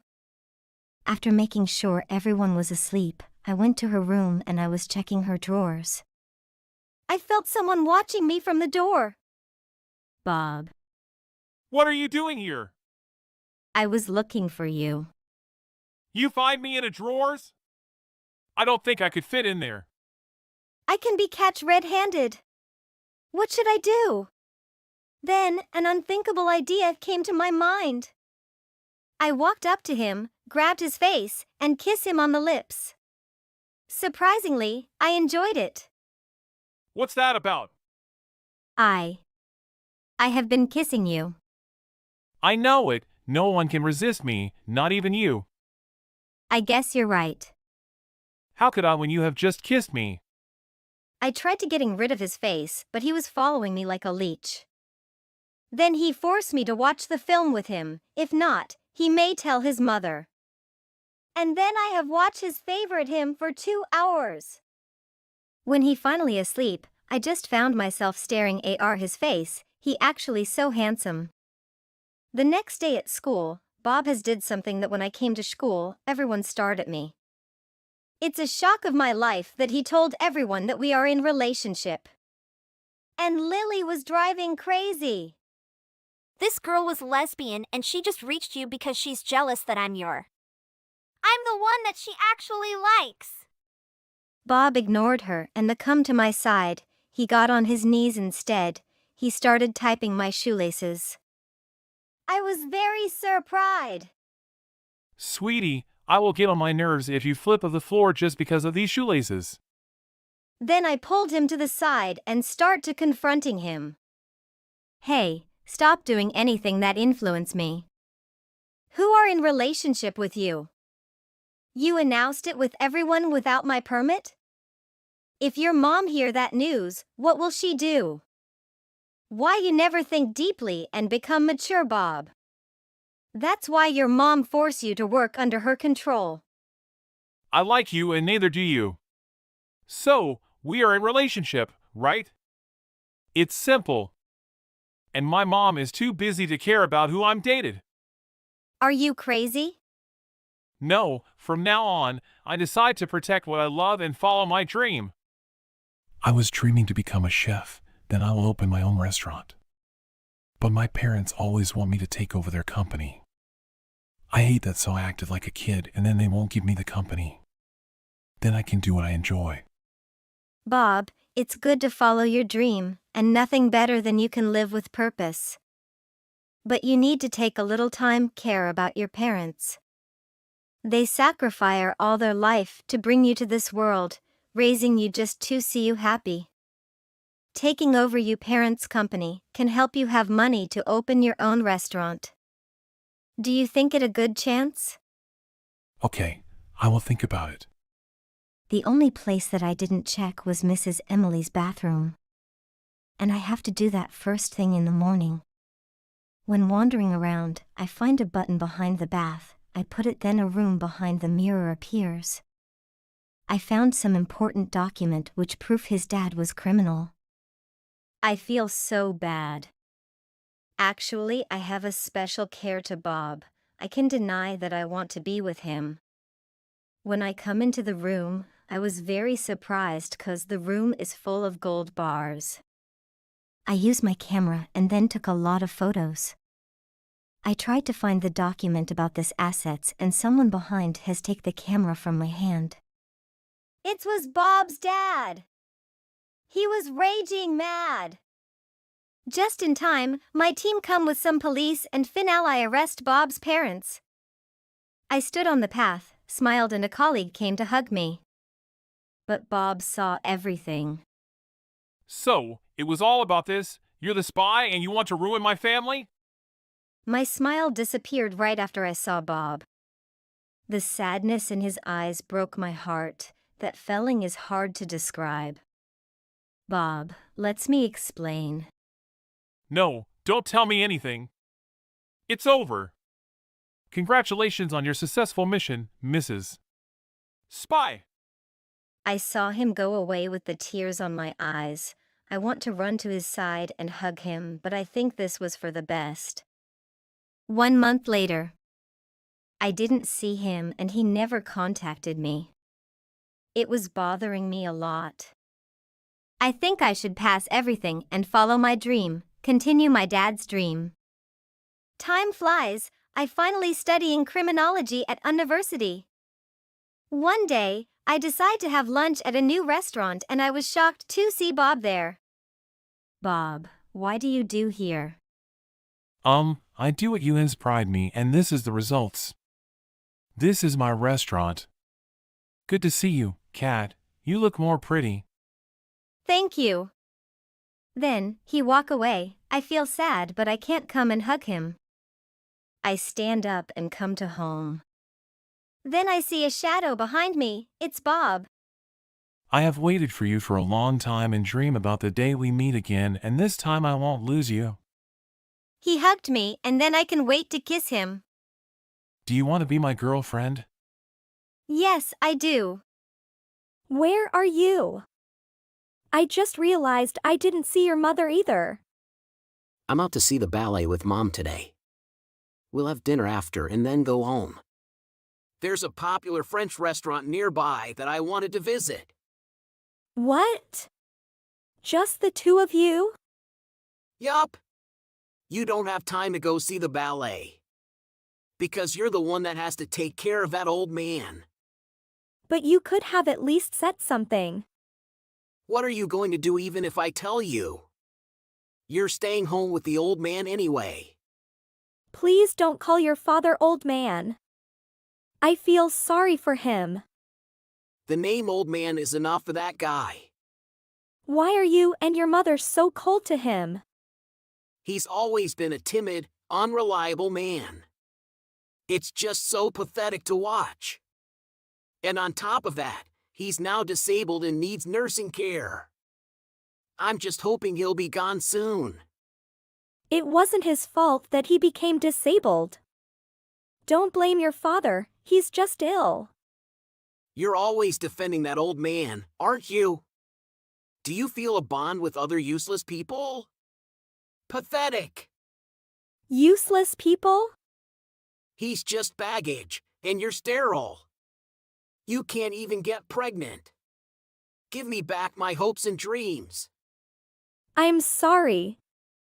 I must have married the wrong person because we've been married for 5 years and we can't have kids. The only thing a useless wife like you can do is take care of the old man. I have never disliked being his caretaker. Your father was always kind to me. The only reason the old man is nice to you is that he wants your company. There was no one in this house on his side. He probably feels a connection with you, another useless human. I'm pity your father. Huh? You and your mother go see the ballet. The money you spend on eating out is your father's money, right? The only thing he is going for him is money. Well, he's not the only one who earned the fortune of this house. Stop saying that. That old man, even that one, was born into a rich family. He's got nothing but money. The old man can't even shop for himself anyway. We're just making the most of it. It's our right as family. Your father may be physically handicapped, but is clear in the head. I'm sure he's very sad that you and your mother are treating him so coldly. I don't care. I just wish that baggage would be gone soon. I forgot to mention. I'll be traveling abroad from tomorrow. What? Overseas? That's so sudden. I've been planning this for a while. I just didn't tell you. We're traveling on a luxury cruise. Oh, yeah. But what about your father? He has you. It's just me and my mom going. What about me? You guys are leaving me and your father behind? Of course. How can we take someone like him on a trip? He's going to need someone to take care of him. You're leaving me behind. We can't just leave the old man alone. If something goes wrong, it'll be on us. Besides, I'd rather travel alone with my mom. It's no fun when you're in the way. What do you mean? I'm talking about you and the old man. It's just the two of you again, in the lack of luxury. And how much does a luxury cruise cost? I haven't been abroad for a while, so I wanted to go. I wanted to show my mom the beautiful scenery of Europe. The cost was a bit out there, but I can afford it. You paid for it with your father's money. The old man's fortune will be ours in the near future anyway. What we do with it is our business. I'll buy you a souvenir if I feel like it. Even though your father hasn't been feeling well lately. How can you travel by yourselves? It's probably just a cold or something. Besides, it's none of my business what happens to the old man. You and your mother are too cold. And selfish. Huh? Do you have a problem with me? I have nothing but complaints. What does your father and I ever do to you? How can you guys be so selfish? You're so cocky, aren't you? You're just a housewife. I could kick you out of my house if I wanted to. But if that happens, you'll be left pennilessing on the street. If he heard about this, I'm sure your father would get angry. I don't care. You can't do anything with that body even if he gets angry. If that old man ever messes with me or Mom, I'm gonna get even with him. I'm gonna beat him well. You really are a terrible person. Hey, you home? I'm coming home now, so get the food ready. I miss American food. European food was great, but it's just not the same. Welcome back. You've finally returned. Oh! I forgot to get you guys a souvenir. Well, that's okay, right? Where are you now? I just took a cab from the nearest station. I'll be home soon. Hurry up and cook. I'm so hungry. Again, you contact me out of the blue like that. I want tomato soup and baked potatoes for dinner. And maybe some grilled steak. I want to eat freshly cooked bread, too. Months away from home. Don't you care how we're doing? Your father's condition and stuff. Don't you have something to say before requesting a whole dinner menu? I don't care about his condition. I'm tired. Get ready and cook. Quick! I'm gonna be home before you can stop blabbing. You're still a hopeless case, aren't you? No wonder your father abandoned you. You better watch your mouth. You think you're the master of the house now because we've been gone for 2 months? Whatever. I was just stating a fact. Hey! What happened to the house? Where are you and the old man? Why is the house gone? Why is the land being cleared? You should have seen this coming. That's what happens when you take things too far. What are you talking about? What happened? I warned you, didn't I? I said, even if your father would be angry, didn't I? So, explain to me what's going on. Mom is just sitting here in shock. Did the old man do this? We tore down the house and sold the land. Huh? Are you kidding? It wasn't me, it was your father. Oh, and that's not all. He changed all of his assets into money, like cars, etc. What on earth is that old man doing? Shortly after you guys left, your father contacted his realtor, lawyer, and accountant. A week later, we moved all our stuff out of the house. The demolition happened so fast, I was surprised too. Where are you now? I'm staying at my parents' house for now. Your father paid for my flight and all the money to move out of the house. How dare you do this? Who told you it was okay to do this? I told you, your father made the decision. And we're getting a divorce too. I'm sorry you're tired from your trip, but I'm sure you'll be able to handle that too. You don't get to decide on your own. It's because you went on a trip without asking me. I'll make sure the process is handled through a divorce attorney. Your father paid for my legal fees, so that helped. That feeble old man. He seriously did all this just to corner us? But still, I can't believe it demolished the house. He's nuts. You guys really made your father angry. Also, he did this for me too. He said he would punish you for me. And he paid your legal fees?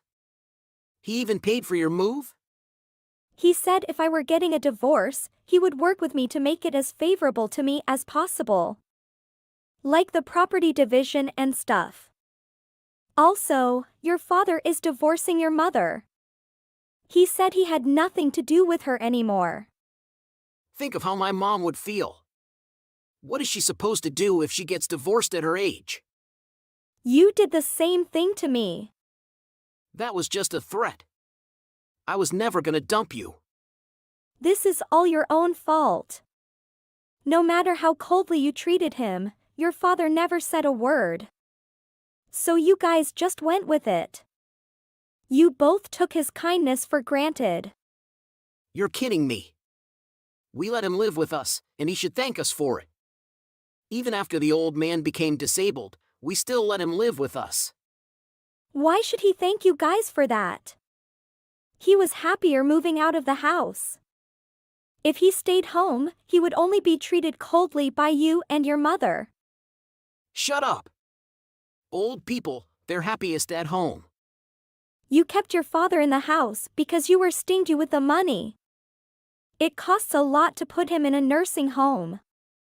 But if you let me take care of him, there's no cost, and that's convenient. You're good for nothing. I gave you a job. You're trash. You're a joke. Don't you guys think you can get away with this? You still take such a high-handed attitude. I'm really stunned by you. Whatever the old man does, I'm the heir to his fortune. Answer me. Where's the old man? I'm gonna take all his fortune away from him. Your father is in a nursing home. And I think his fortune is pretty much gone. Your father paid in advance for his 5 years nursing home cost. The cost of a nursing home is so expensive. All the money and savings he made from selling things are almost gone. Almost? The fortune is your father's, so it's up to him how he wants to use it.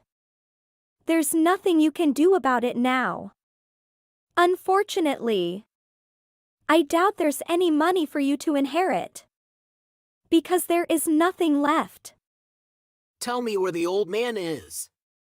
Are you going to hit him? Then I won't tell you.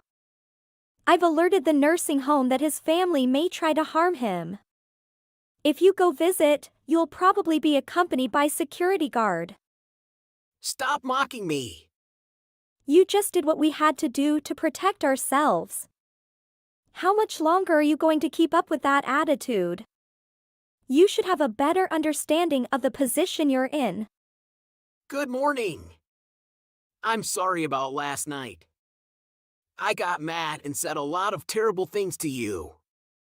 Again, I'd like to have a discussion with you. I don't care. I'm used to getting this attitude from you. So is your father. I treated my father terribly, too. My mom and I are both sorry for what we've done. I'm so sorry. Oh. You've changed your attitude a lot. You seem to have finally figured it out.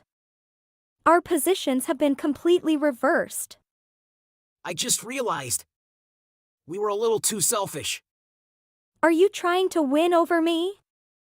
You're worried about a property division, aren't you? If I take your property, you'll have nothing left. My mom is broke now. I'll have to take care of her financially. Yes, that's right. Your mother has never had a job, and I don't think she can even find a job. So I'm trying to leave some savings on the table. In other words? I want a 50-50 split of the property. Please. No. I don't want to. Are you serious? You have been so selfish all this time. That's enough. Why don't you try to live modestly and without luxuries from now on? It's not like we're short on money. But I can't live like this. But you still have a job. Your mother has her pension, too. Still, it's a far cry from what he used to be. How could she suddenly reduce her quality of life after decades of living in luxury? How naive are you at this point? You two have no choice but to reduce your quality of life. There's no other option. There's no way you can do what you've been doing, no matter how much your mother cries and screams. That's not what I'm saying. You can't afford to be extravagant anymore either. You should have had a better paying job. You didn't choose a job seriously, because you thought you were going to inherit all your father's fortune. I didn't think you would make such a crazy move. I can't believe you demolished the house. Your father didn't hesitate. He said he had nothing but bad memories of that house. He built that house for his family. I really felt sorry for him. No matter how angry he was, he didn't have to go this far, did he? Doesn't that mean his resentment was that deep? I only lived there for 5 years since I married you. But your father left with you guys for decades. Kind people are indeed scary when they get angry. I can't believe you were so easily abandoned. Guess we found out who was the baggage. My husband and I then proceeded with our divorce through the attorney. I was able to prove the emotional distress I was suffering from my husband. Most of the property became mine. As for the property division between my ex-husband's father and mother, his mother's share was none. And my ex-father-in-law and I each got divorced. My ex-husband and his mother lived together, but they couldn't suddenly drop their standard of living. Because his mother tried to live the same way she did when she was spoiled by my ex-father-in-law's money. My ex-husband had no choice but to go into debt, and that's why he and his mother's relationship crumbled. I reconnected with my childhood friend shortly after I moved back to my hometown and we started dating. And then we got married. I was so concerned about my ex-father-in-law that I went to see him once a year. He died exactly 5 years later. He got cancer in his later years. He lived until the last minute to ensure the cost he had already paid was not refunded to his son. I guess that's how much he resented him. Hey, Melissa. How's everything going at Cali? It's going pretty well, Dad. I just finished my first year. That's great to hear. So, what's on your mind today? Well, I wanted to talk to you about my bank account. I have a hometown credit union account that you're a cosigner on, but I've been thinking about switching to a more convenient bank.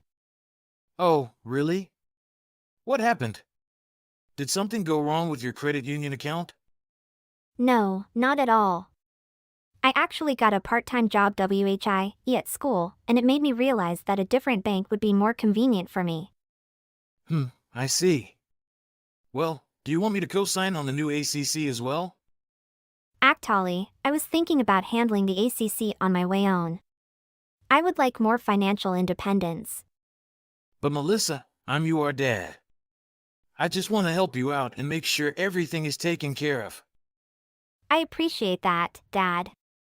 But I'm an adult now, and I think I can handle my finances on my own. Plus, I don't think the reasons you provided for co-signing are valid. I'm 18 now, legally an adult, and I want to have more financial independence. I don't think it's necessary for you to co-sign on my new account. I can handle my finances on my own. I have a responsibility to ensure your financial well-being. It's not about control, it's about looking out for your best interests. Having a co-signer provides added security and accountability. I get that, Dad, but I've been managing my finances responsibly. I even got a part-time job to support myself. I just want the convenience of a bank that's closer to me and easier to access. I don't think it's necessary for you to be involved in every financial decision I make. Melissa, it's not about wanting to control your every move. It's about ensuring your financial stability and having a safety net. Life can be unpredictable, and having a co-signer can offer you protection and guidance when needed. Plus, if there are any emergencies or unexpected expenses, it's beneficial to have someone who can assist you. Does Dad have anything to hide from you? What are you saying? I understand that emergencies can happen, Dad, but I want to learn to handle those situations on my own.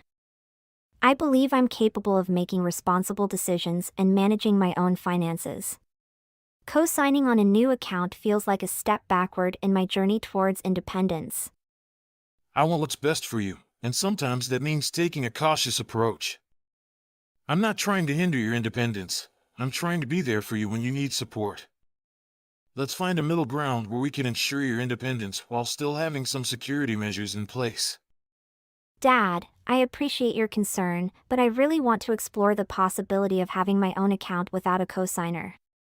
I want to take responsibility for my own financial decisions and learn from any mistakes that may arise. Can we please try to understand each other's perspectives and find a solution that works for both of us? Melissa, now that you've turned 18 and transitioned to an adult account at the credit union, I think it's important for me to co-sign on the account. I still help you with certain expenses like textbooks, and having my name on the account will make it easier for me to deposit money directly when needed. I appreciate your willingness to help, but I'm feeling a bit uncomfortable with the idea of you co-signing on my credit union account.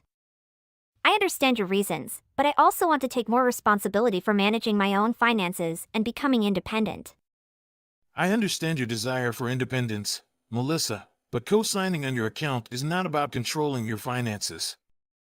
It's about ensuring that I can provide financial support when necessary. I want to be able to help you quickly and efficiently, especially with expenses like textbooks, which can be quite costly. I see where you're coming from, Dad, and I appreciate your intention to support me. However, I feel that having you co-sign on my account may give the impression that I'm not capable of managing my own finances. I've been learning and growing in this area, and I believe I can handle it independently. It's not that I doubt your abilities, but I still want to play a role in assisting you financially. I know you're relatively new to managing your finances, and I want to be there for you as a safety net. Co-signing on the account doesn't mean I don't trust you, it's just an added layer of support. I've been thinking more about our conversation regarding co-signing on your credit union account. After doing some research, I realized that what I told you earlier about the need for co-signing and making deposits was not entirely accurate. Anyone can directly deposit money into your account, and there are other ways for me to provide financial support if necessary. Thank you for acknowledging that, Dad.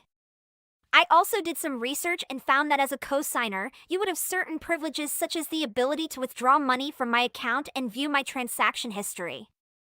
However, I'd prefer to have full control over my own finances and not have anyone else involved in those aspects.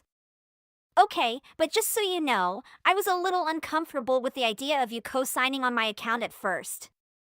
I understand that, but let me explain my reasoning. As you know, I've been helping you pay for things like textbooks and other expenses while you're in school. And since I'm depositing money into your account, I wanted to make sure that I could do it quickly and easily without any issues. Yeah, I remember you deposited money into my account once last year.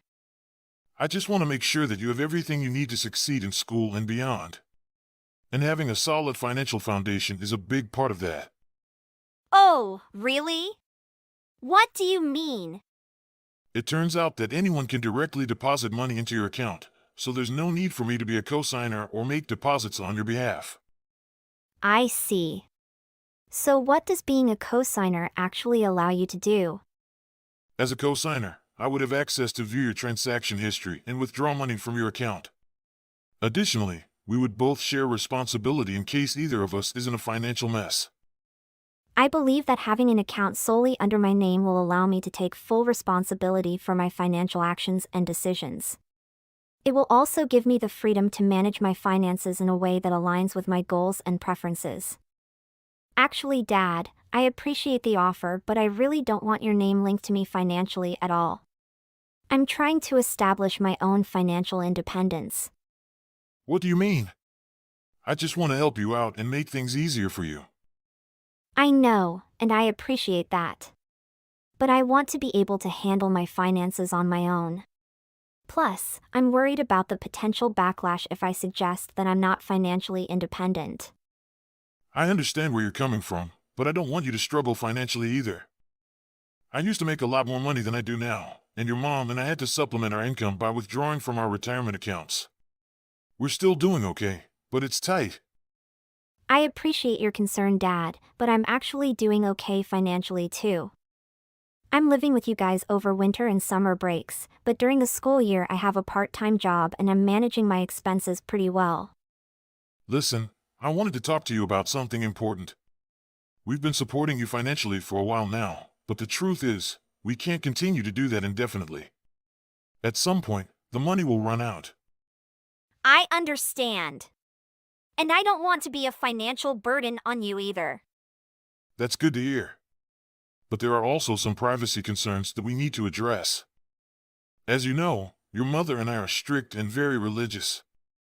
We homeschooled you for religious reasons and were accustomed to controlling almost every aspect of your life as a child and a teenager.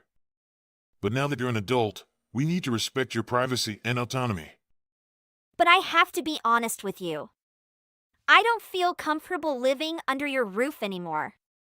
I need my own space and independence. The joint account with the credit union on my Mint app, I can view every one of your transactions. I can observe your child's spending. Money is not easy to come by. And even if you already have your job.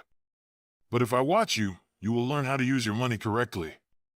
Yeah, Dad, I've been using it and I can see all the transactions on my Mint app. But I don't want you snooping around unless you have a good reason to. I just want to make sure everything is going well with your finances. I'm not looking to find fault with your purchases, but if I do see something that concerns me, we should talk about it. I appreciate your concern, but I also value my privacy. I have things going on in my personal life that I need to keep private for my own safety right now, and having access to my financial information could jeopardize that safety. I understand that privacy is important, and I'll respect that. However, I also want to make sure that we have open communication about anything that might affect our shared finances. Of course, I want to be transparent about any financial matters that impact us both. But I also want to make sure that my personal privacy is respected. Well, I was hoping we could co-sign on another bank account together. Your mother and I are going through some financial instability right now, and we could really use your help.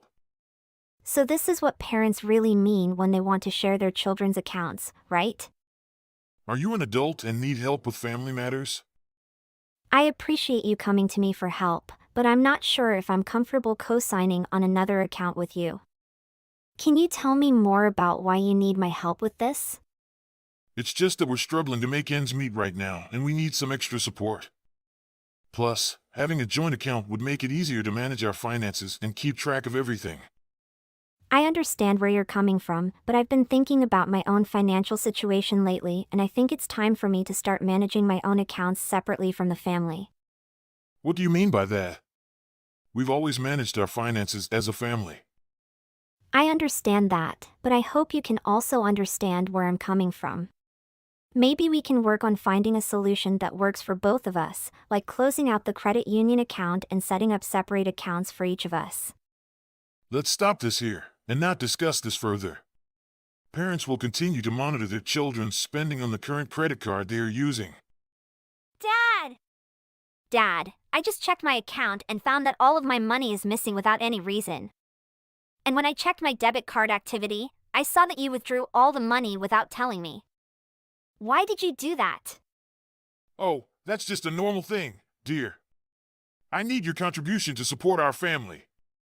But why didn't you tell me before withdrawing the money? I feel very shocked not knowing why the money disappeared like that. I'm sorry about that, dear. But now you understand, right? We need to contribute money to support the family. I understand that, but I still feel uncomfortable because I wasn't informed beforehand. Of course, I'll try to inform you beforehand about the family's expenses. But currently, our family has plans to take out a loan to buy a house, and we need everyone in the family to contribute money. Under my name? That's correct, dear. We will borrow under your name for convenience in dealing with legal procedures. But of course, when we pay off the debt, I will return this amount to you. I can't agree to this, Dad. This is beyond my ability. I can't keep listening to unreasonable demands from you. I'm an adult. Dad, that's your and Mom's home loan. I'm not responsible for your excessive spending. But you have been provided with funds for education, and now you are not even willing to support the family in this loan. Don't you see how selfish you are? So what about my living expenses that you gave me? You shouldn't be so selfish. I can send money to help pay off the debt, but I cannot have the loan under my name because it could affect my reputation in the future if I am unable to pay it back on time. It will be difficult for me to get a job with a loan under my name. Melissa, you are betraying the family. The family needs your support and you are not agreeing. I understand, but having a loan under my name is not the best solution. I will try to find another way to support the family. I don't believe you. You still don't understand the importance of family, do you? I understand the importance of family and will try to find a way to support them. But I cannot let it affect my reputation in the future. Melissa, I want to ask you a question. Do you think your reputation comes solely from the struggles of your family? I don't understand what you're trying to say. I think you've forgotten the most important thing in life, which is family. How can you be so selfish and only think about yourself without helping your family when they're in need? Just standing as a guarantor for the debt doesn't mean you have to pay it back, but you refuse to help your family. I'm not being selfish, but I don't want to affect my future career prospects. If I stand as a guarantor for the debt, it could cause negative consequences for my life and career in the future. But don't you understand that family is also part of life and your success depends on their support? I hope you can rethink and consider supporting your family in all circumstances, not just when they need money, but also when they need emotional support and care from you. Dad, why are you due to me? Do you want to interfere in my life again? Really? I just want to give you some advice. You live in my house. You are responsible for this. But you interfered with my religion, school choice, and financial decisions just to please Mom and you. And now I need money for tuition, but you haven't been supporting me, so I have to work to pay for it. I understand how you feel, but you also need to understand that our family has spent a lot on your education. The money I took is just a small part that you must send back home. But I'll try to manage everything. You shouldn't take all of that money without asking for my opinion. Okay, I understand your opinion. I won't touch that money without asking for your opinion anymore. But I hope you understand that once you turn 18, it's time to give back to the family and pay off debts. I will work hard to pay off the debt and not let you worry about my finances anymore. You are a capable person in the family. we have invested you all the money, then you should help us with this. I took a loan of $25,000 and I invested it in a house recently. The plan was to sell it next year if the housing market stabilizes. Unfortunately, things didn't go as planned and the money is gone. What?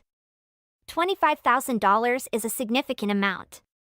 Dad, how could you take such a loan without discussing it with me?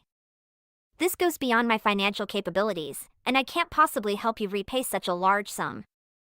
I apologize for not discussing it with you beforehand. I thought I was making a wise investment decision, but I underestimated the risks involved. I understand that it's a considerable burden for you, and I'm sorry for putting you in this situation.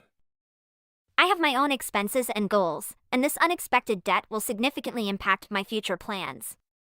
Can we explore other options or seek professional advice to manage this situation? Dad, don't you think this number is completely unrealistic for a student like me? Dad, let's live in reality, don't invest and receive failures all day long. Come on. I can help my parents with this, but just standing in my name will make it easier to breathe. This is the value you can contribute to this family. Don't scream like that all day. You won't agree to this. Dad can't always go his own way without consulting. This is not fair. I will switch to another consumer card without your presence in this account. What Dad did makes me feel extremely disappointed in what he did. Don't think that if you can do this, you can still use your guardian's rights to limit your finances. Dad, let's stop the conversation here. You've let me down. Melissa, why did you change to a different payment card without informing me? I can't believe you would take control of your own money like this. Dad, I've had enough. I don't want to be controlled by anyone when it comes to my finances. I need financial independence. I'm just trying to help you, and I request that you use the card I provided for you. It's part of how I support your expenses. No, I don't want to listen to nonsense from you anymore. I refuse, Dad. I don't want to hear any more unreasonable requests from you. I am grown up now and capable of managing my own finances. Don't speak like that, Melissa. This isn't nonsense. I'm your father, and I have a right to look after your finances. I always try to do what's best for the family and help you. I made investments to provide a better life for our family. Dad, you always spend money in the house squandering it, and when you randomly invest, you never get a return on your investments. You always frivolously spend money and make reckless investments without any returns. I'm tired of these actions. I don't want to be controlled by unreliable decisions. How dare you say that? I'm trying to make smart investments for our family's future. That's enough, Melissa. I will use my authority as your father to make you listen to me. And I'm saying that I don't want to accept this anymore. You've already listened enough, and I won't let you control my money any longer. I refuse, Dad. I have listened enough, and I won't accept being controlled by you. I need freedom and the right to make my own financial decisions. As your father, I have every right to make sure you're making wise financial decisions. I have listened enough. I need freedom and independence in managing my finances. I won't accept this anymore. I understand that, but I'm an adult now, and I can make my own decisions. I appreciate your concern, but I need to do what's best for me. Fine, if that's how you feel, then I'll have to use my fatherly authority to make you listen to me. Dad, please don't do this. I love our family, but I need to be able to make my own choices. How dare you betray your family and refuse to help it? I won't refuse, but it won't be possible to put the loan in my name, and I won't let my dad manipulate my finances now and in the future. I won't let you be at peace if you don't help the family.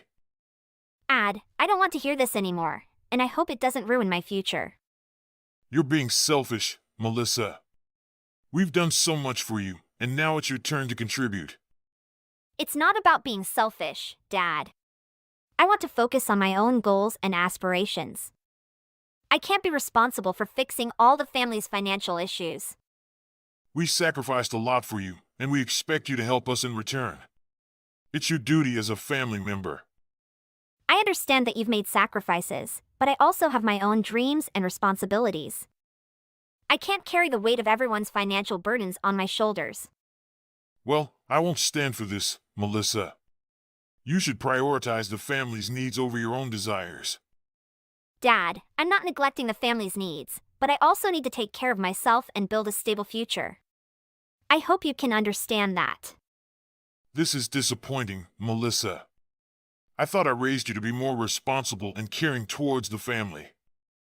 Dad, I don't want that at all. Dad, please answer me.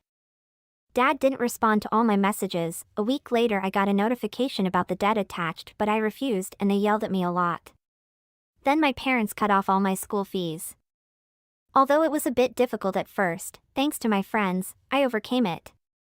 But they blocked contact from me. Was this really right what I did?